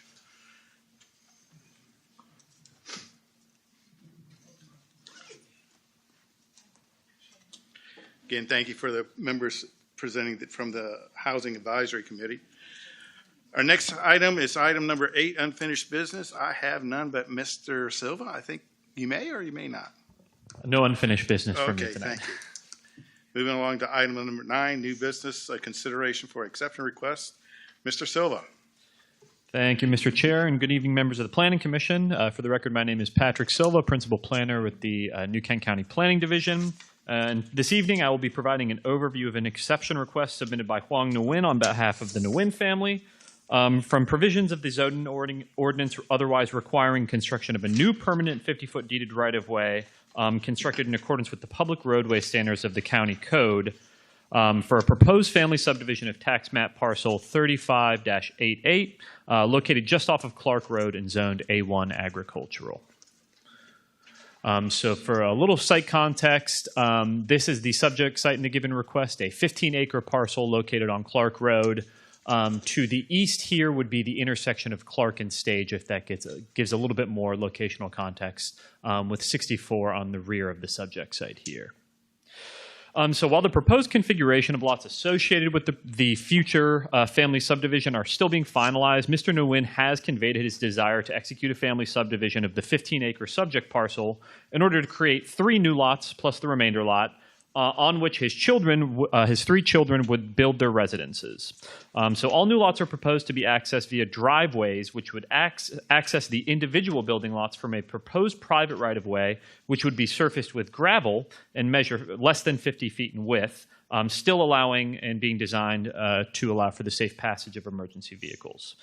Because the family subdivision provisions of the county code where requests that involve the creation of 3 or more new lots normally require that the lots be accessed by a newly constructed, permanently deeded 50-foot right-of-way, which meets VDOT geometric and construction standard requirements, for example, base material surface with asphalt or concrete. The applicant has requested an exception to those surface treatment and right-of-way width requirements that are typically required of such family subdivision requests. To speak to a few staff considerations relating to the request, according to the 2024 VDOT traffic counts, unfortunately the 2025 ones aren't available until later this year. Clark Road is a moderately low traffic volume road that would have the sufficient capacity to accommodate the 3 new lots proposed as part of the family subdivision. As such, the proposed private right-of-way and driveways accessing the new building lots are not anticipated to adversely affect safety conditions on Clark Road. Furthermore, the proposed private right-of-way would be designed, as mentioned earlier, to allow for the safe passage of emergency vehicles, so staff doesn't have any concerns regarding the accessibility of those proposed lots either by residents or emergency service personnel. A final important consideration is that while the proposed gravel private right-of-way's construction and geometry would largely be consistent with that of the existing Clark Road, we did recently receive an update regarding VDOT's plans to improve Clark Road with a chip seal treatment. Clark Road is unique in that it is one of very few, maybe just 2 VDOT-owned and maintained right-of-ways in the county that are currently surfaced with gravel. So the Clark Road resurfacing project will be on the March Board of Supervisors meeting agenda for approval, and if and when that is approved, staff does expect that VDOT will finish with some remaining work, ditch work, road grading and maintenance and the like on Clark Road before they ultimately apply the chip seal treatment. That treatment would likely occur sometime in the spring when the temperatures are high enough for the chip seal to be applied and cure properly. The limits of the proposed Clark Road improvements are approximately shown on this graphic here. So that would be from the intersection of Clark and Stage to the western property line of the subject parcel in this given request. So it would include chip sealing the portion of Clark Road that does run in front of the subject site. So that is a recent piece of information that we received an update on that was not identified as part of the memo that was in the meeting packet. However, with all that in mind, staff is still recommending approval of the exception request, and we are available for any questions you might have. I also did want to take a moment to highlight that Mr. Nguyen's daughter and son-in-law are here on behalf of the applicants. Mr. Nguyen himself was not able to make it tonight, just in case the commission has any questions for the applicants. With that, I'll end my presentation and welcome any questions. Thank you, Mr. Silva. Any questions for Mr. Silva? Mr. Chairman? Yes, Mr. Davis. So in reading the information, I know it's going to be less than 20 feet. What is the actual width of the driveway? So they have just requested for an exception from what is normally the 50-foot width that is required. There is not a final configuration in place. I think, obviously before working with a surveyor and engineer to draft up final plans, the applicant wanted to kind of have a sense of what approvals they might have. I'm not sure if the applicant might be able to answer that more firmly, but the exception request that they're moving forward with right now is just an exception from that normally required 50 feet in width. So it would be less than that, but still be designed, as mentioned, to allow for the passage of emergency vehicles. Right. I think it'll ultimately depend on how they decide to move forward with divvying up the lots, et cetera. Right. And they're asking also to reduce that 20-foot with the requirement of the actual driveway itself? No, so it would just be the right-of-way. Just the right-of-way. Just okay. the right-of-way and the surface treatment. Okay, yep. Okay, thank you. Ms. Rose. Mr. Silva, there isn't currently even a draft configuration for the lot showing the proposed.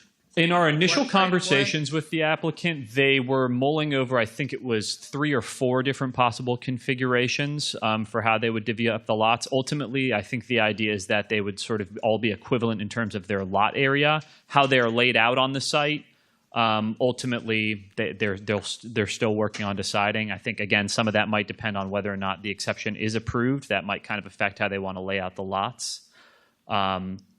But maybe I'm not sure if you all might be able to speak to what the sort of optimal setup of the lots might be. Yeah, absolutely. And, if you would please come up. and I kind of want to make not like a, how do I say it? I don't want to say correct, but so there's 4 kids, and it would be 3 additional lots. Not so much an exemption to the 50-foot right-of-way, but just the surface treatment.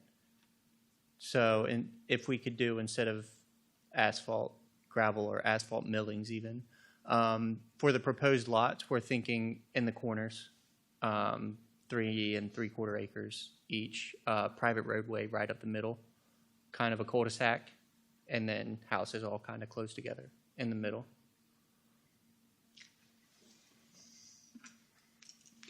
Could we see that on the screen, the map you have up?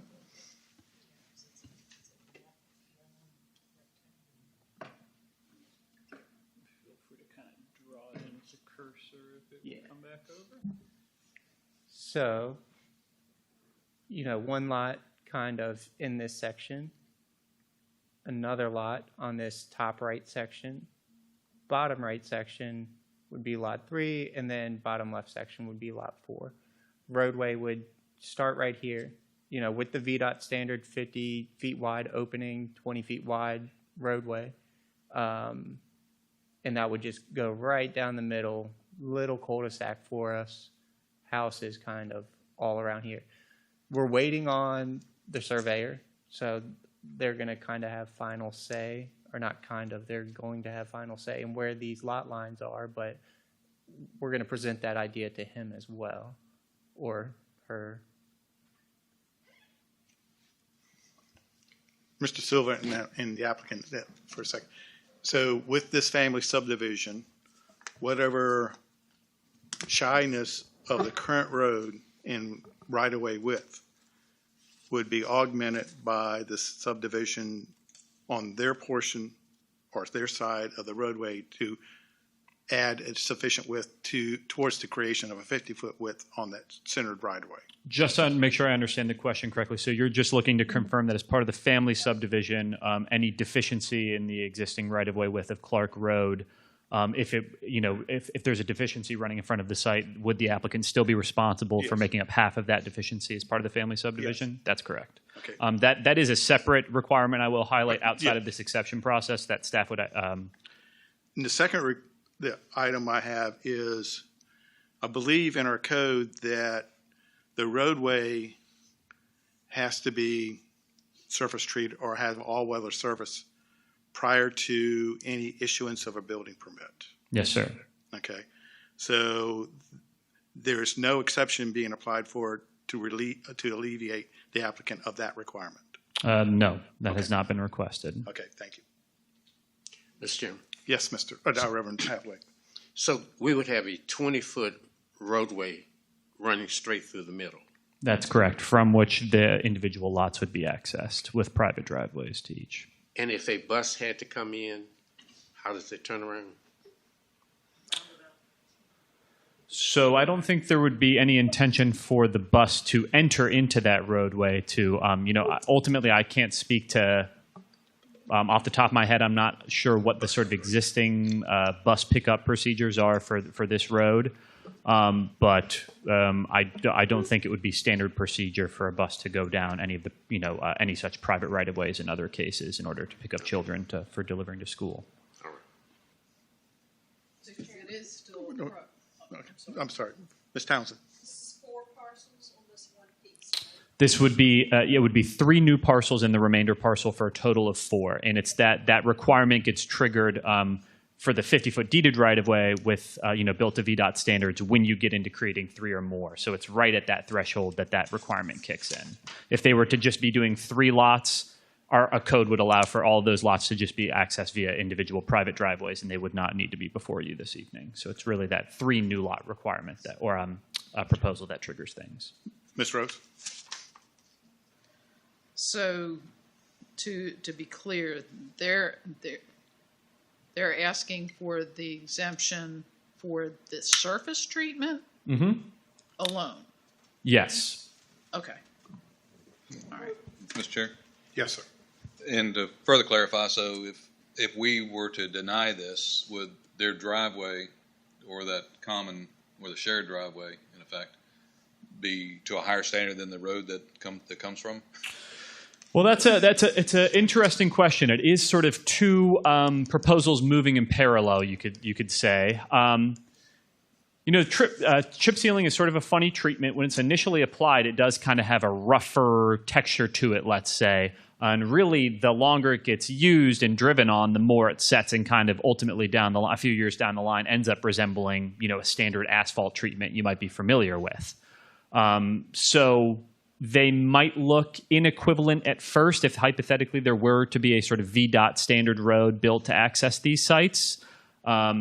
Conceivably, they might look more similar over time, though, as that chip seal treatment sets in. Yeah. I would just be concerned if we held a higher standard to the applicant. Sure. And VDOT, we're holding the VDOT too. So. Sure. Yeah. Understood. Yep. For the information, since I delved in that area, chip seal is equivalent to prime and double seal, which is actually three applications of stone and bitumastic. And then there's slurry coat, which is a pumice gravel with a bitumastic, which is usually just used as a sealer. Neither one of them have the same qualities as either concrete surfacing or asphalt surfacing. It all depends on the base material that it's placed on. So technically, you're right, Mr. Davis, that basically what's outlined in our code is of a higher quality than what VDOT is suggesting being applied to their current right-of-way, but VDOT has a lot of catching up to do. So.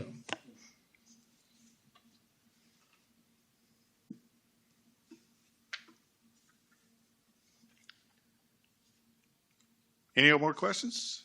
If not, any more discussion? If not, do I have a motion? Mr. Chair? Yes, sir, Mr. Davis. In order to address, protect, and promote public convenience, necessity, general welfare, and good zoning practices in the county, I move to adopt resolution number PC-01-26 to forward the exception request made by Huang Nguyen on behalf of the Nguyen family to the New Kent County Board of Supervisors with a favorable recommendation. Thank you, Mr. Davis. Again, the motion is to approve the exception rate waiver. Roll call, please. Ms. Townsend? Aye. Mr. Moyer? Abstain. Ms. Thomas? Aye. Mr. La Rochelle? Aye. Dr. Schmidt? Aye. Ms. Rose? Aye. Reverend Hathaway? Aye. Mr. Davis? Aye. Mr. Bennett? Aye. Motion passes. Thank you very much. Well, we're only about an hour and a half later than what we targeted for our public hearings, but now we get into our public hearings. And I believe, Mr. Hathaway, you have a partial overview presentation for us? I have a brief overview presentation for you. Oh. Because I felt like I... Excuse me for a second. Oh. They reminded me, I have to, it's a public hearing, so Yes. thus I need to turn it over to Ms. Rose. Thank you. Thank you. Thank you, Mr. Bennett. Yeah. Good evening, ladies and gentlemen. Tonight we have one public hearing before us. It's been properly advertised for tonight's consideration. Let me take a moment to review the procedures that we will use for tonight's hearing. Staff will give a brief overview of the hearing before us. The sponsor of the case will be given an opportunity to make a presentation. Commissioners will be given an opportunity to ask questions of the sponsors and staff for clarification purposes. I will then open the citizens' comment portion of the public hearing and receive your comments. Sign-up sheets are located on the desk by the front doors of the administration building. I will ask the following. You come to the podium, state your name and address for the record, address your comments to the commission, limit your comments to 3 minutes. When the timer sounds, please conclude your remarks. And I open the public hearing for the capital improvement plan for fiscal year 2027. Yes. Mr. Hathaway? Thank you. Very brief overview. I feel like we spent a lot of time going over each individual project at our last meeting. So I don't feel a need to do that. Unless there's any questions, I'd be happy to address. But I do want to bring to your attention a couple of changes to what was presented to you last month. Looking at the sheriff's proposed capital projects, I presented last month that I was not recommending funding, and actually this was an omission, that I did not recommend funding for the Axon body-worn camera. That's actually a renewal. We carry a 5-year warranty on that equipment, and that's the body cameras that our deputies wear. After that 5-year period, our vendor would no longer service that equipment. So I am proposing that we include that into the list of projects to fund for FY27. That total cost is $296,661. That covers all of our body-worn cameras for all of our public safety officials. The other project, since last month, I've recently been informed, and the county's been informed, that we have received a grant in the amount of $200,000 for the Vesta NG911 dispatch, and this is software for our dispatch center. The total cost is $274,769. $200,000 of that is paid for by grant. So this is a great opportunity. So I am recommending that we do fund this project now, which would have a total cost to the county of $74,769. I am recommending that we remove the mobile message boards that I had proposed for funding for next fiscal year. In fact, I plan to come to the board. Our contingency funds, our reserve funds are looking good for this year. And I plan to come to the board a little later on during this current fiscal year to ask for the purchase of 2 messaging boards. The reason why is if you go to exit 211, you'll see 2 messaging boards at each side of the exit ramp that says no left turns.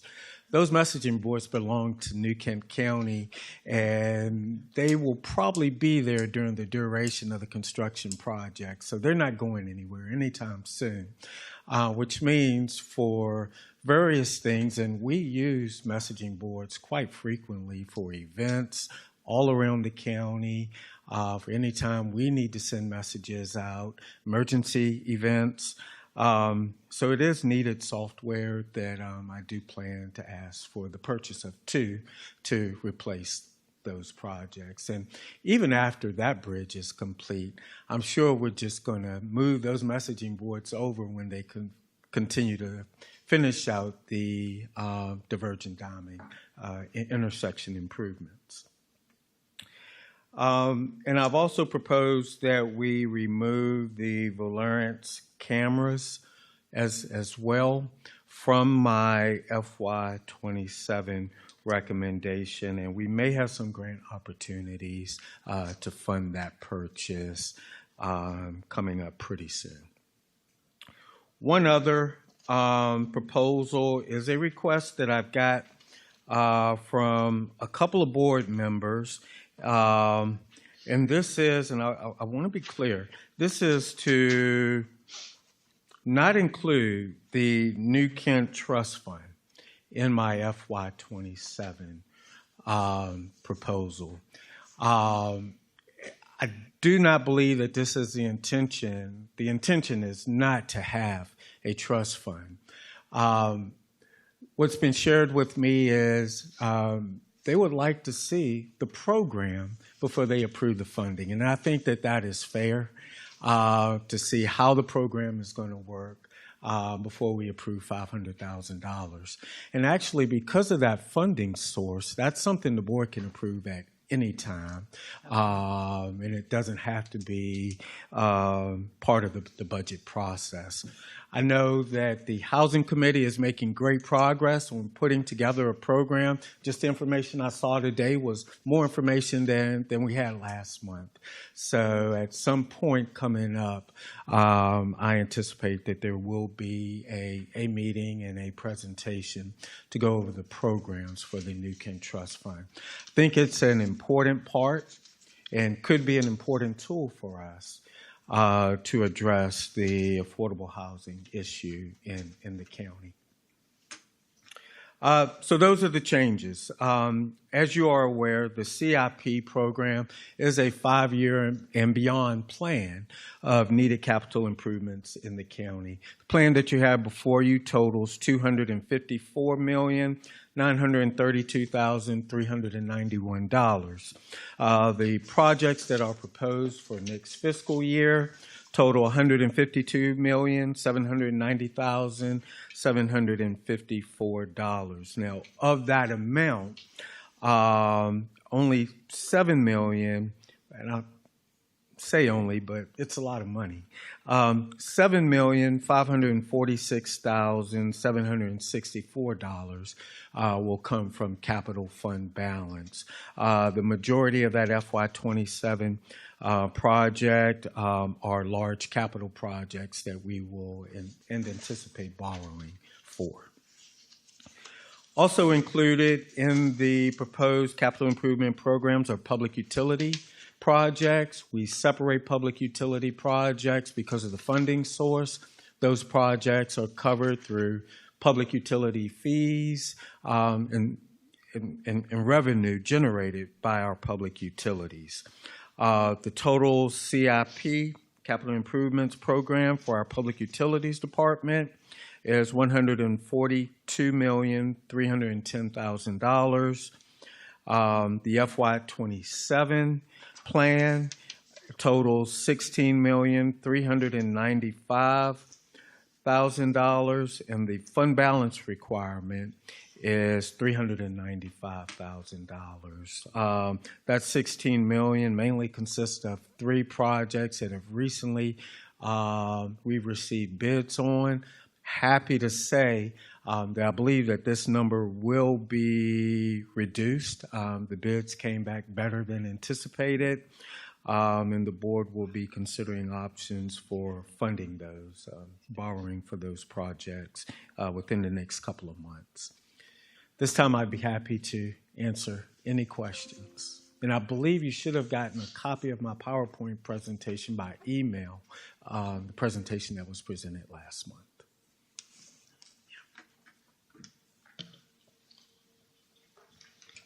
Madam Chair. Yes. Ms. Hathaway, for the body worn cameras, is that the new cameras, will they have a 5-year expiration as well? Yes. Yes. And the reason we go 5 years really is that's the longest we can get a warranty for. Pretty much like a computer. Yes, yes. And really those cameras today, they are little computers. I mean, they turn on and off, their motion sensor there, yeah. Yeah, Madam Chair, just to follow on that, and so is this for all deputies? Yes, all deputies. Okay, yes. Good, thank you.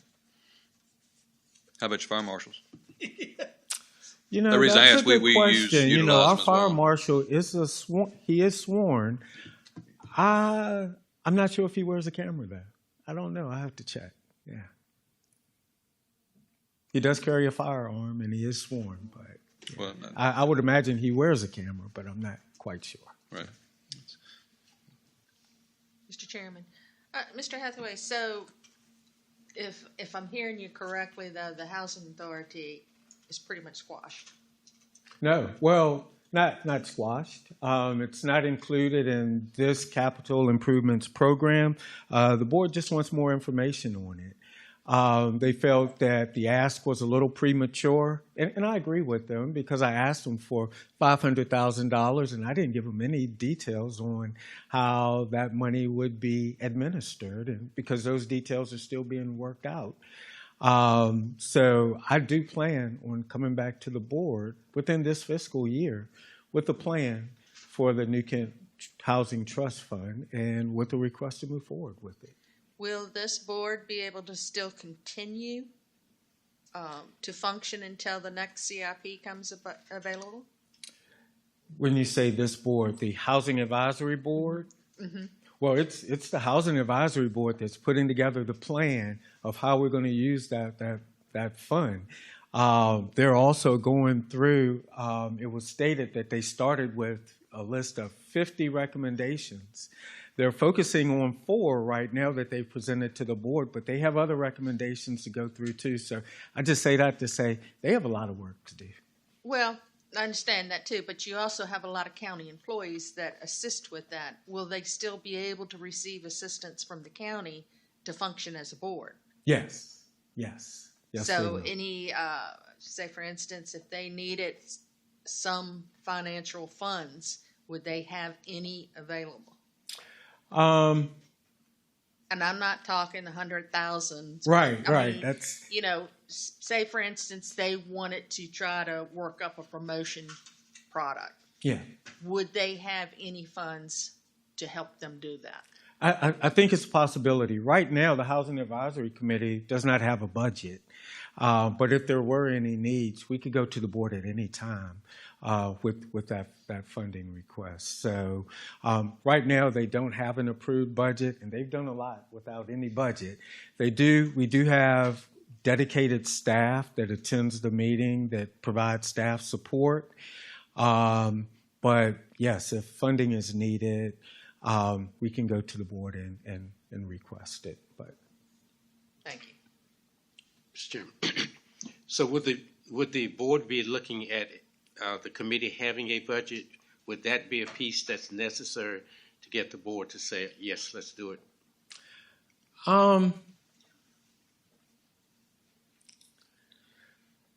If there was a need for the board to have a budget, now I'm not talking about the Housing Trust Fund, but I'm just talking about what the Housing Advisory Board is doing now.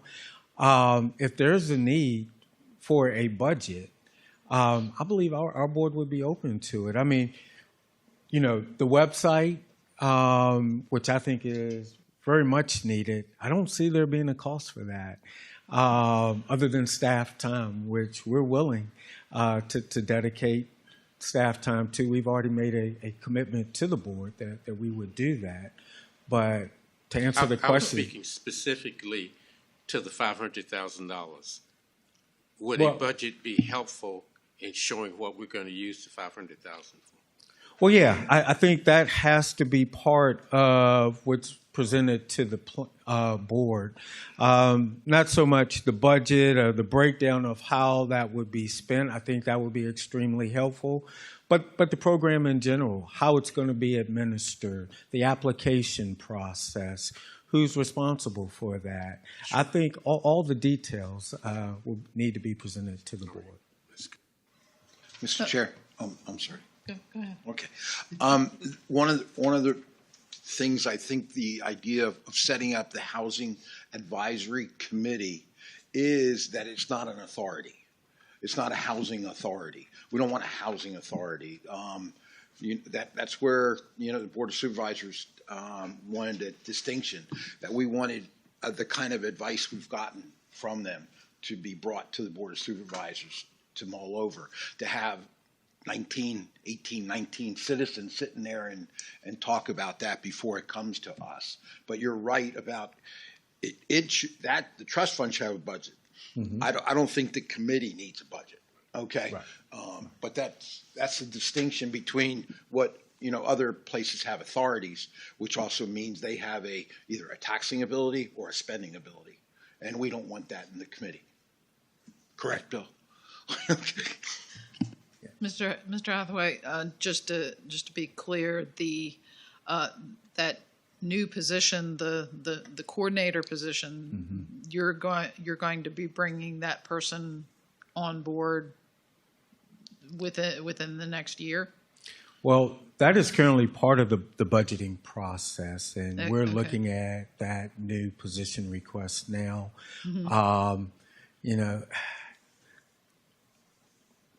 the budget schedule, I will be presenting my budget recommendation to the Board of Supervisors at their March regular meeting. We're still going through the process and balancing the budget.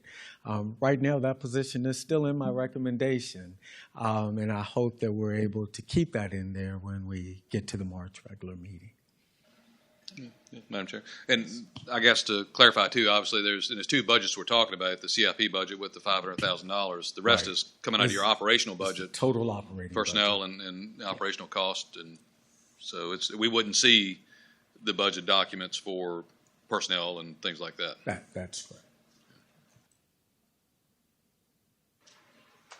Any other questions from the commissioners?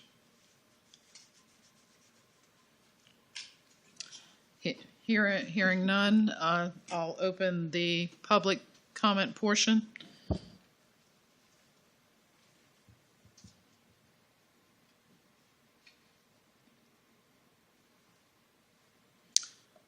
And there's no one signed up to speak, so I am going to close the public hearing and turn it back over to Mr. Bennett. Thank you, Ms. Rose. Is there a motion? Mr. Chairman, I'll entertain a motion. Thank you, Ms. Townsend. In order to address, protect, and promote public conveniency, necessity, and general welfare, and good zoning practices in the county, and upon finding the fiscal year 2026-2027 capital improvement program, including projects, capitals, needs through FY 2031, to be consistent with the New Kent County Comprehensive Plan, I move to adopt resolution number PCXX26 and forward the capital improvement program to the New Kent County Board of Supervisors with the recommendations as suggested by Mr. Hathaway, with a favorable recommendation. Thank you, Ms. Townsend. Any final discussion? Hearing none, the motion is to provide a positive recommendation to the Board of Supervisors on the 2026-2027 Capital Improvement Program. Roll call, please. Ms. Townsend? Aye. Mr. Moyer? Abstain. Ms. Thomas? Aye. Mr. La Rochelle? Aye. Dr. Schmidt? Aye. Ms. Rose? Aye. Reverend Hathaway? Aye. Mr. Davis? Aye. Mr. Bennett? Aye. Thank you very much. Thank you. Motion is approved.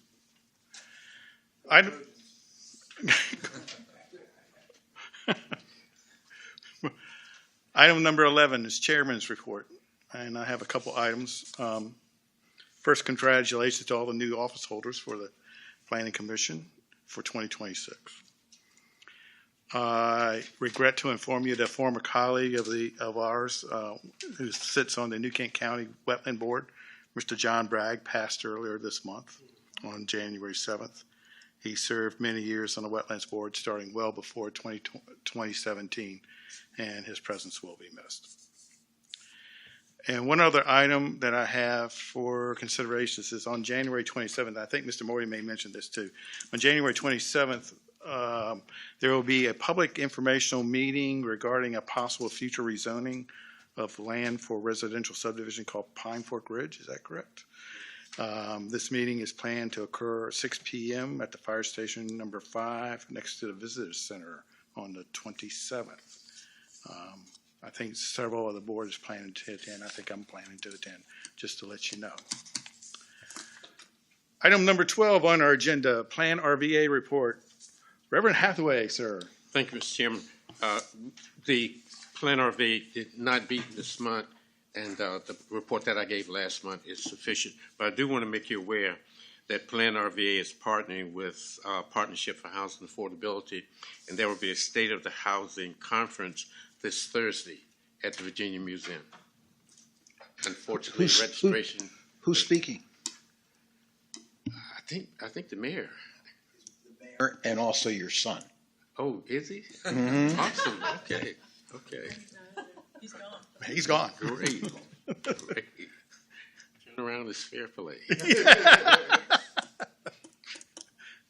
Thank you, sir.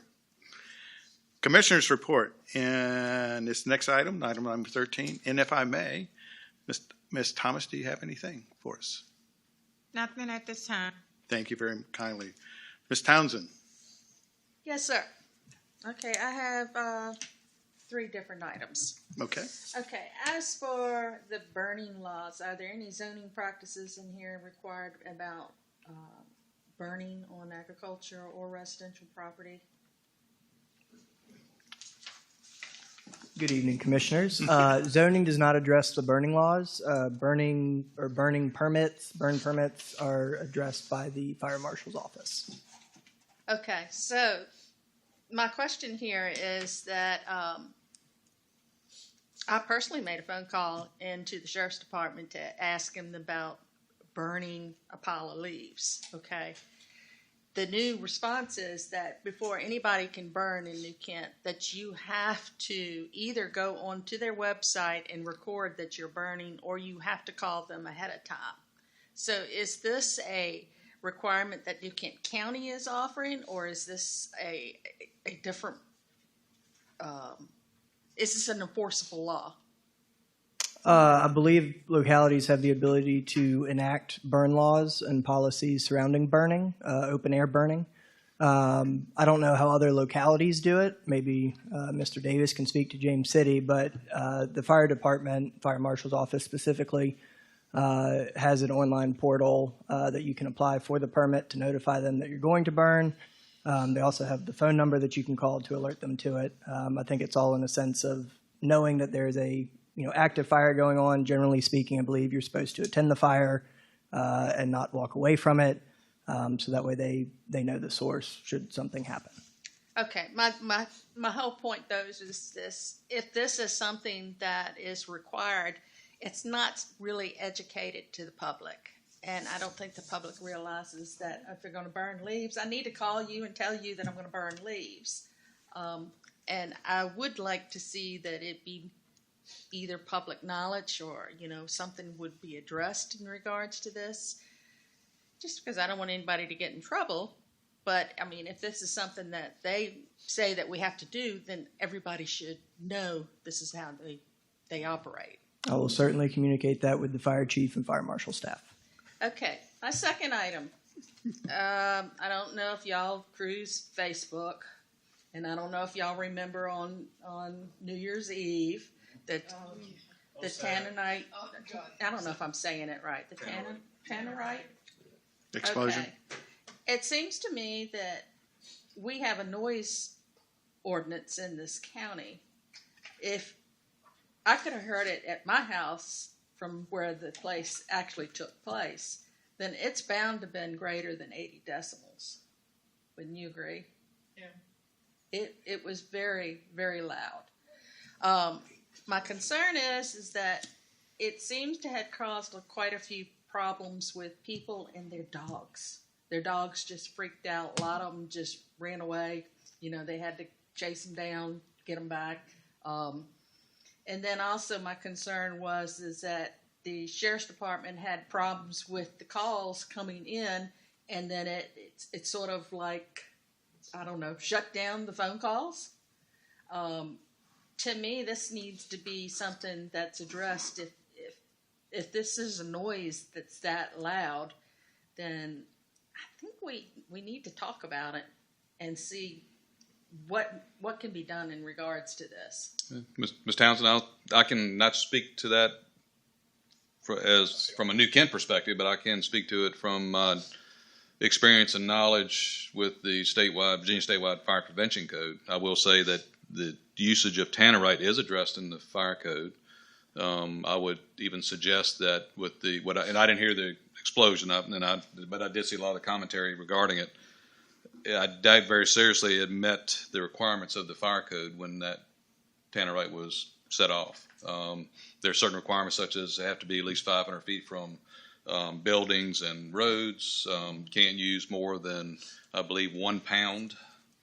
I think there probably was more than a 1 pound mixture if that was rattling windows. But it is, and anything contrary to that code section is technically a Class 1 misdemeanor under the fire code. So my Monday morning quarterback position is that there's a likelihood that it was a violation of the fire code. Okay, well, my concern now is that, okay, people heard this and it's been on Facebook and chatter, so now some people think it's real cool. They're actually purchasing it, and now they're starting to shoot it off a little bit more than what was normally done. So what would the county's perspective be on how to handle this?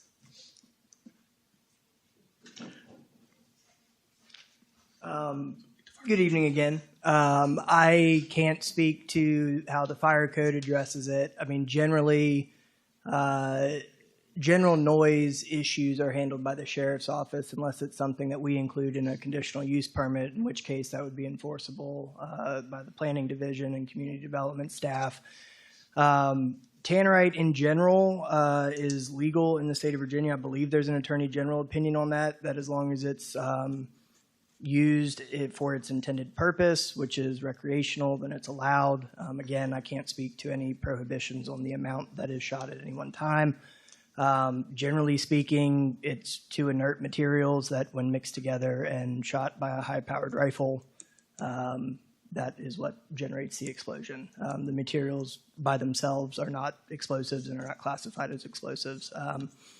I'd have to look into whether or not we have the authority to ban it under land use laws. I'm not sure that would necessarily fall under zoning, more so than just a county policy enacted by the board or sheriff.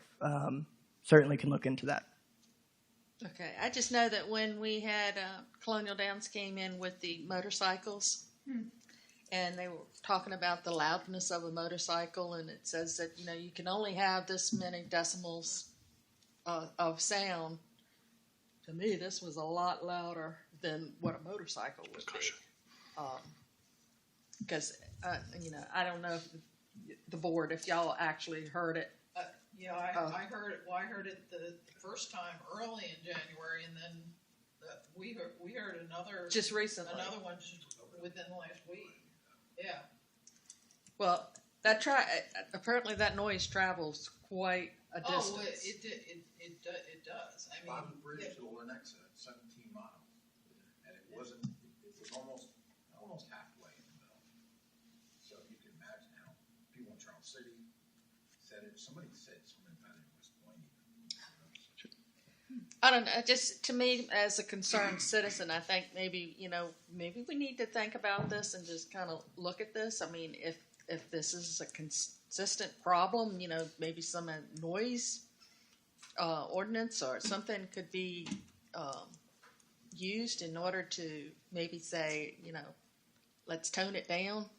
Well, but there already is a noise ordinance, but the problem with enforcing the noise ordinance is this is an instantaneous noise, not a cumulative noise, and that there's not going to be any clear way to enforce it under strictly the noise ordinance.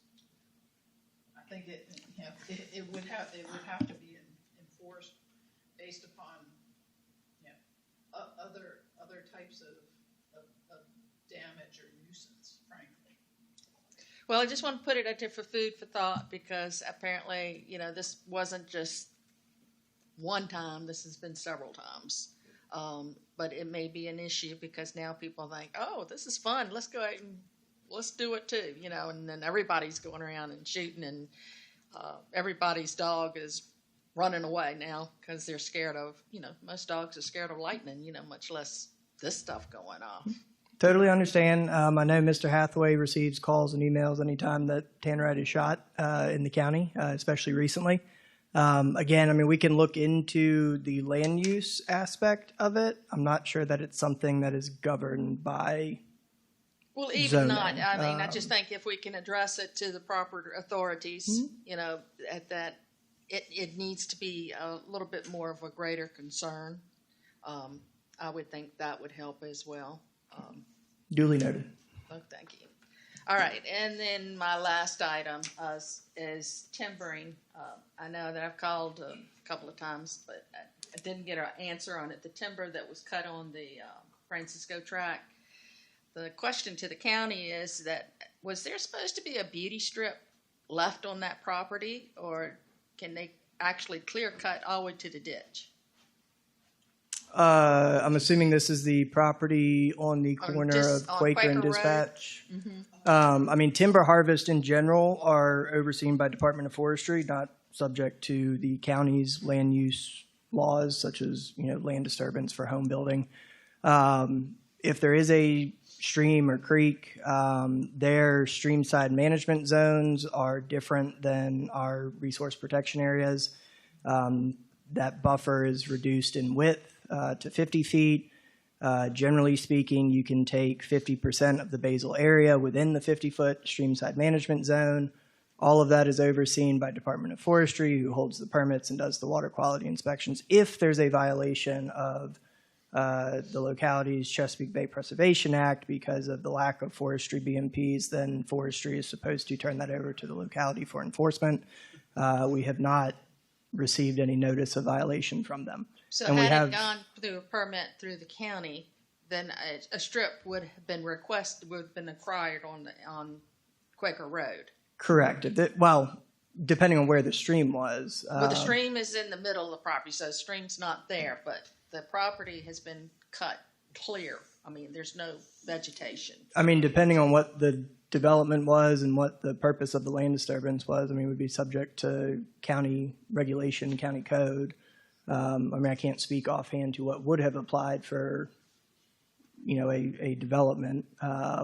Again, I mean, we've driven by it. I think you called Environmental Division.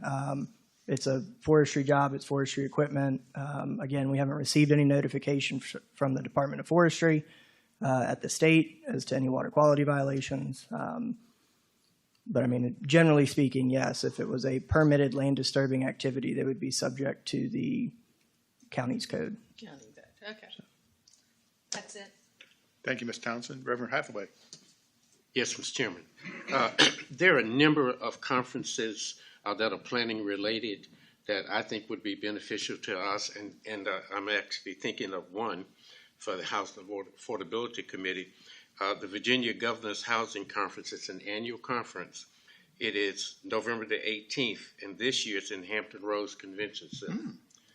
And it would really be beneficial to have someone from the Planning Commission, and I also think from the Housing Advisory Committee to attend that, in particular because we got a new governor. And the second is the Virginia chapter of the American Planners Association. They hold an annual conference. This year it's in Danville, so it's a little difficult to get there. But I have attended, and it is a very good conference. Ms. Moria attends also.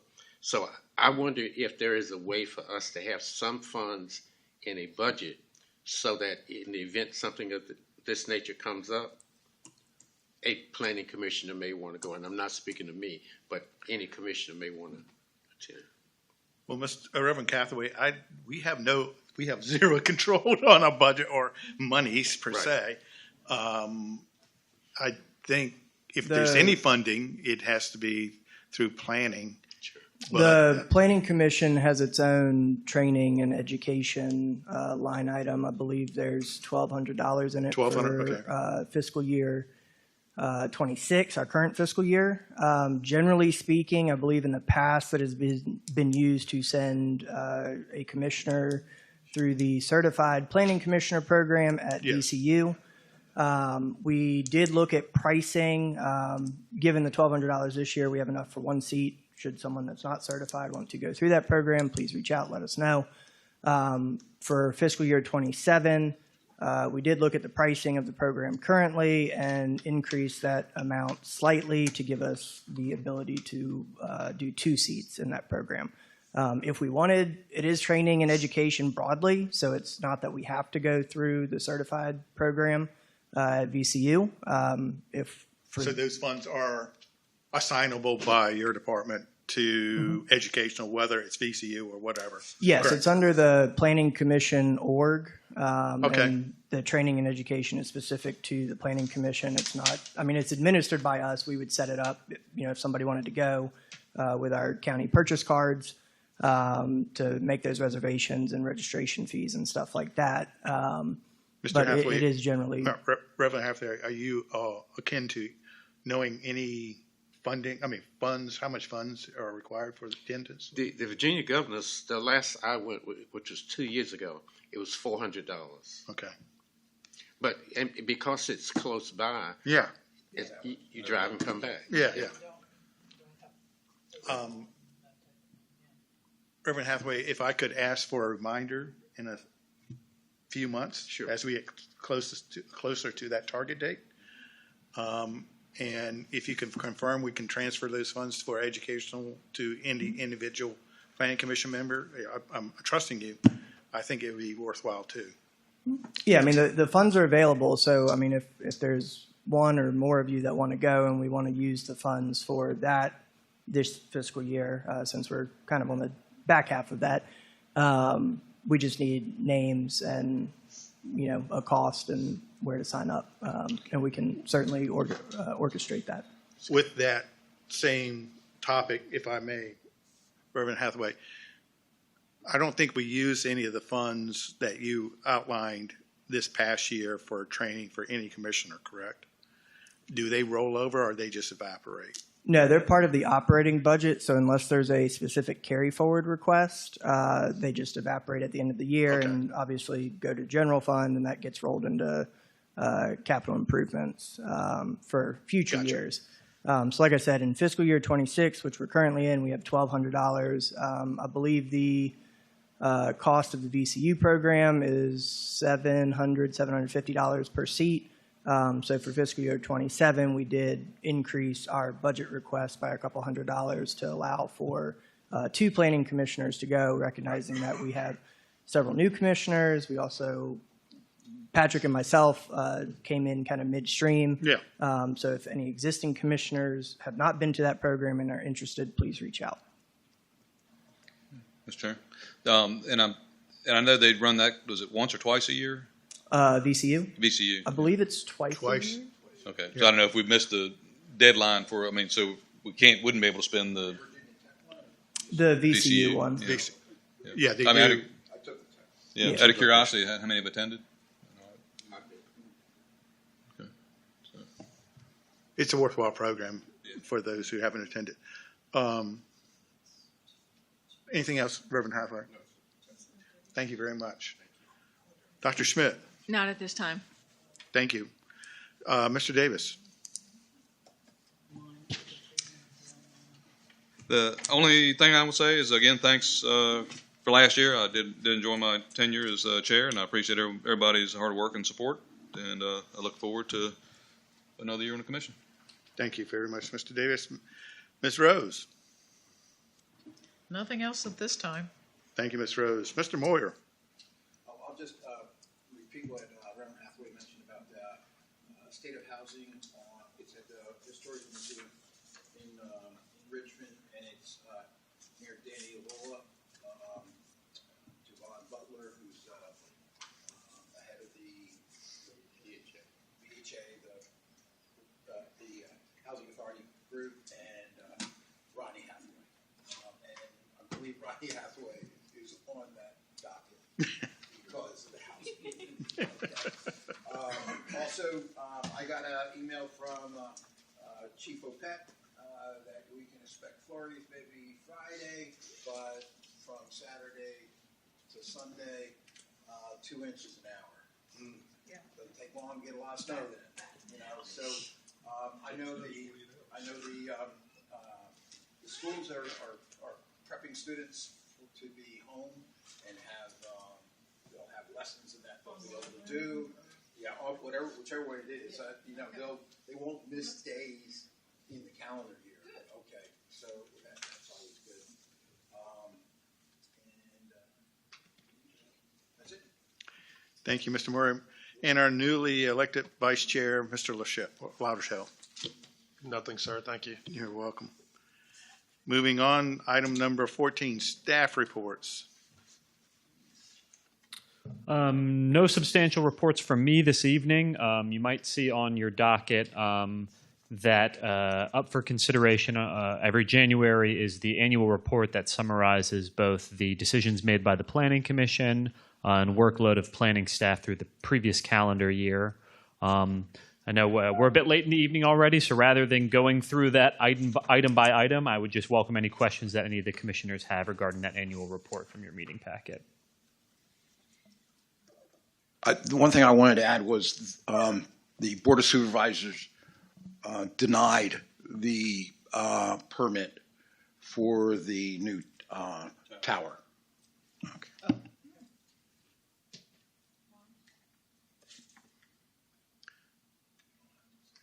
Mr. Silva, I do have a question for you, and I think it's appropriate at this time to ask it.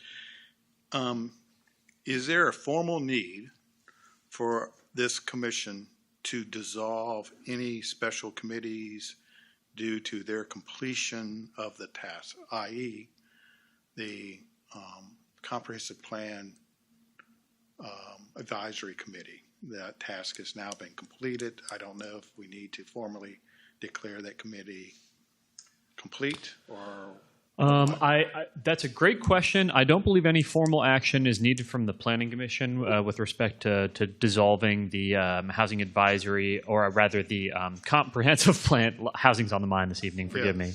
The Comprehensive Plan Steering Committee that was created. The sort of intent of creating that that committee in the first place was to deliver that comprehensive plan, which has since been obviously delivered. And was considered by this commission and the board, but we can double check to confirm that there's no additional formal action needed to. Oh, I'm thinking any other that have many. Yeah. Mr. Chair, Yes. Regarding the comp plan, I believe that the board would have to renew that committee. I think after a year's time, they would have to continue to renew it, if I recall the language correctly on the Because that initial committee resolution. was set up and approved by the Board of Supervisors. Yeah. So if they don't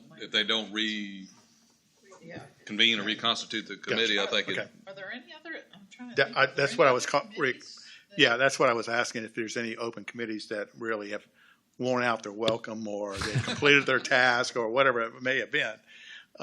If you could briefly look at that, and if it takes an action of the commission, let's ball it up and take an action on it. Certainly, sir. Okay, thank you. Anything else for staff? I believe Mr. Aragi has one more update for y'all as well. Thank you. One final thing. Didn't come up this night, surprisingly. But anyways, the Board of Supervisors at their January 13th meeting last week authorized the execution of the contract for the consultant for the ordinance rewrite. So we are working on finalizing documents and getting the PO set up. So we will provide information, hopefully in the coming weeks, if not month, on what that process looks like, kickoff, and things to expect. We did choose Berkeley Group out of Bridgewater, Virginia. Again, they specialize in local government assistance. They don't do private work. It's all public. They provide interim support in the event of vacancies. I believe the King William County Administrator, or interim county administrator, was one of their staff members, Mr. Clarence Monday.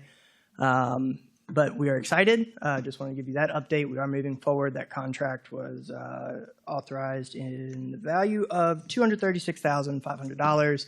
Again, that money was appropriated through the CIP process for fiscal year 26. So no additional appropriations needed. It was already funded, just the authorization to execute the contract. So we are moving forward. And that process is estimated to be 18 to 24 months, depending on how quickly we move and number of meetings that we have, specifically the more public hearing related meetings when we get kind of towards the end of it and into the review and all that. But yeah, 18 to 24 months. So. Thank you, Mr. Aragi.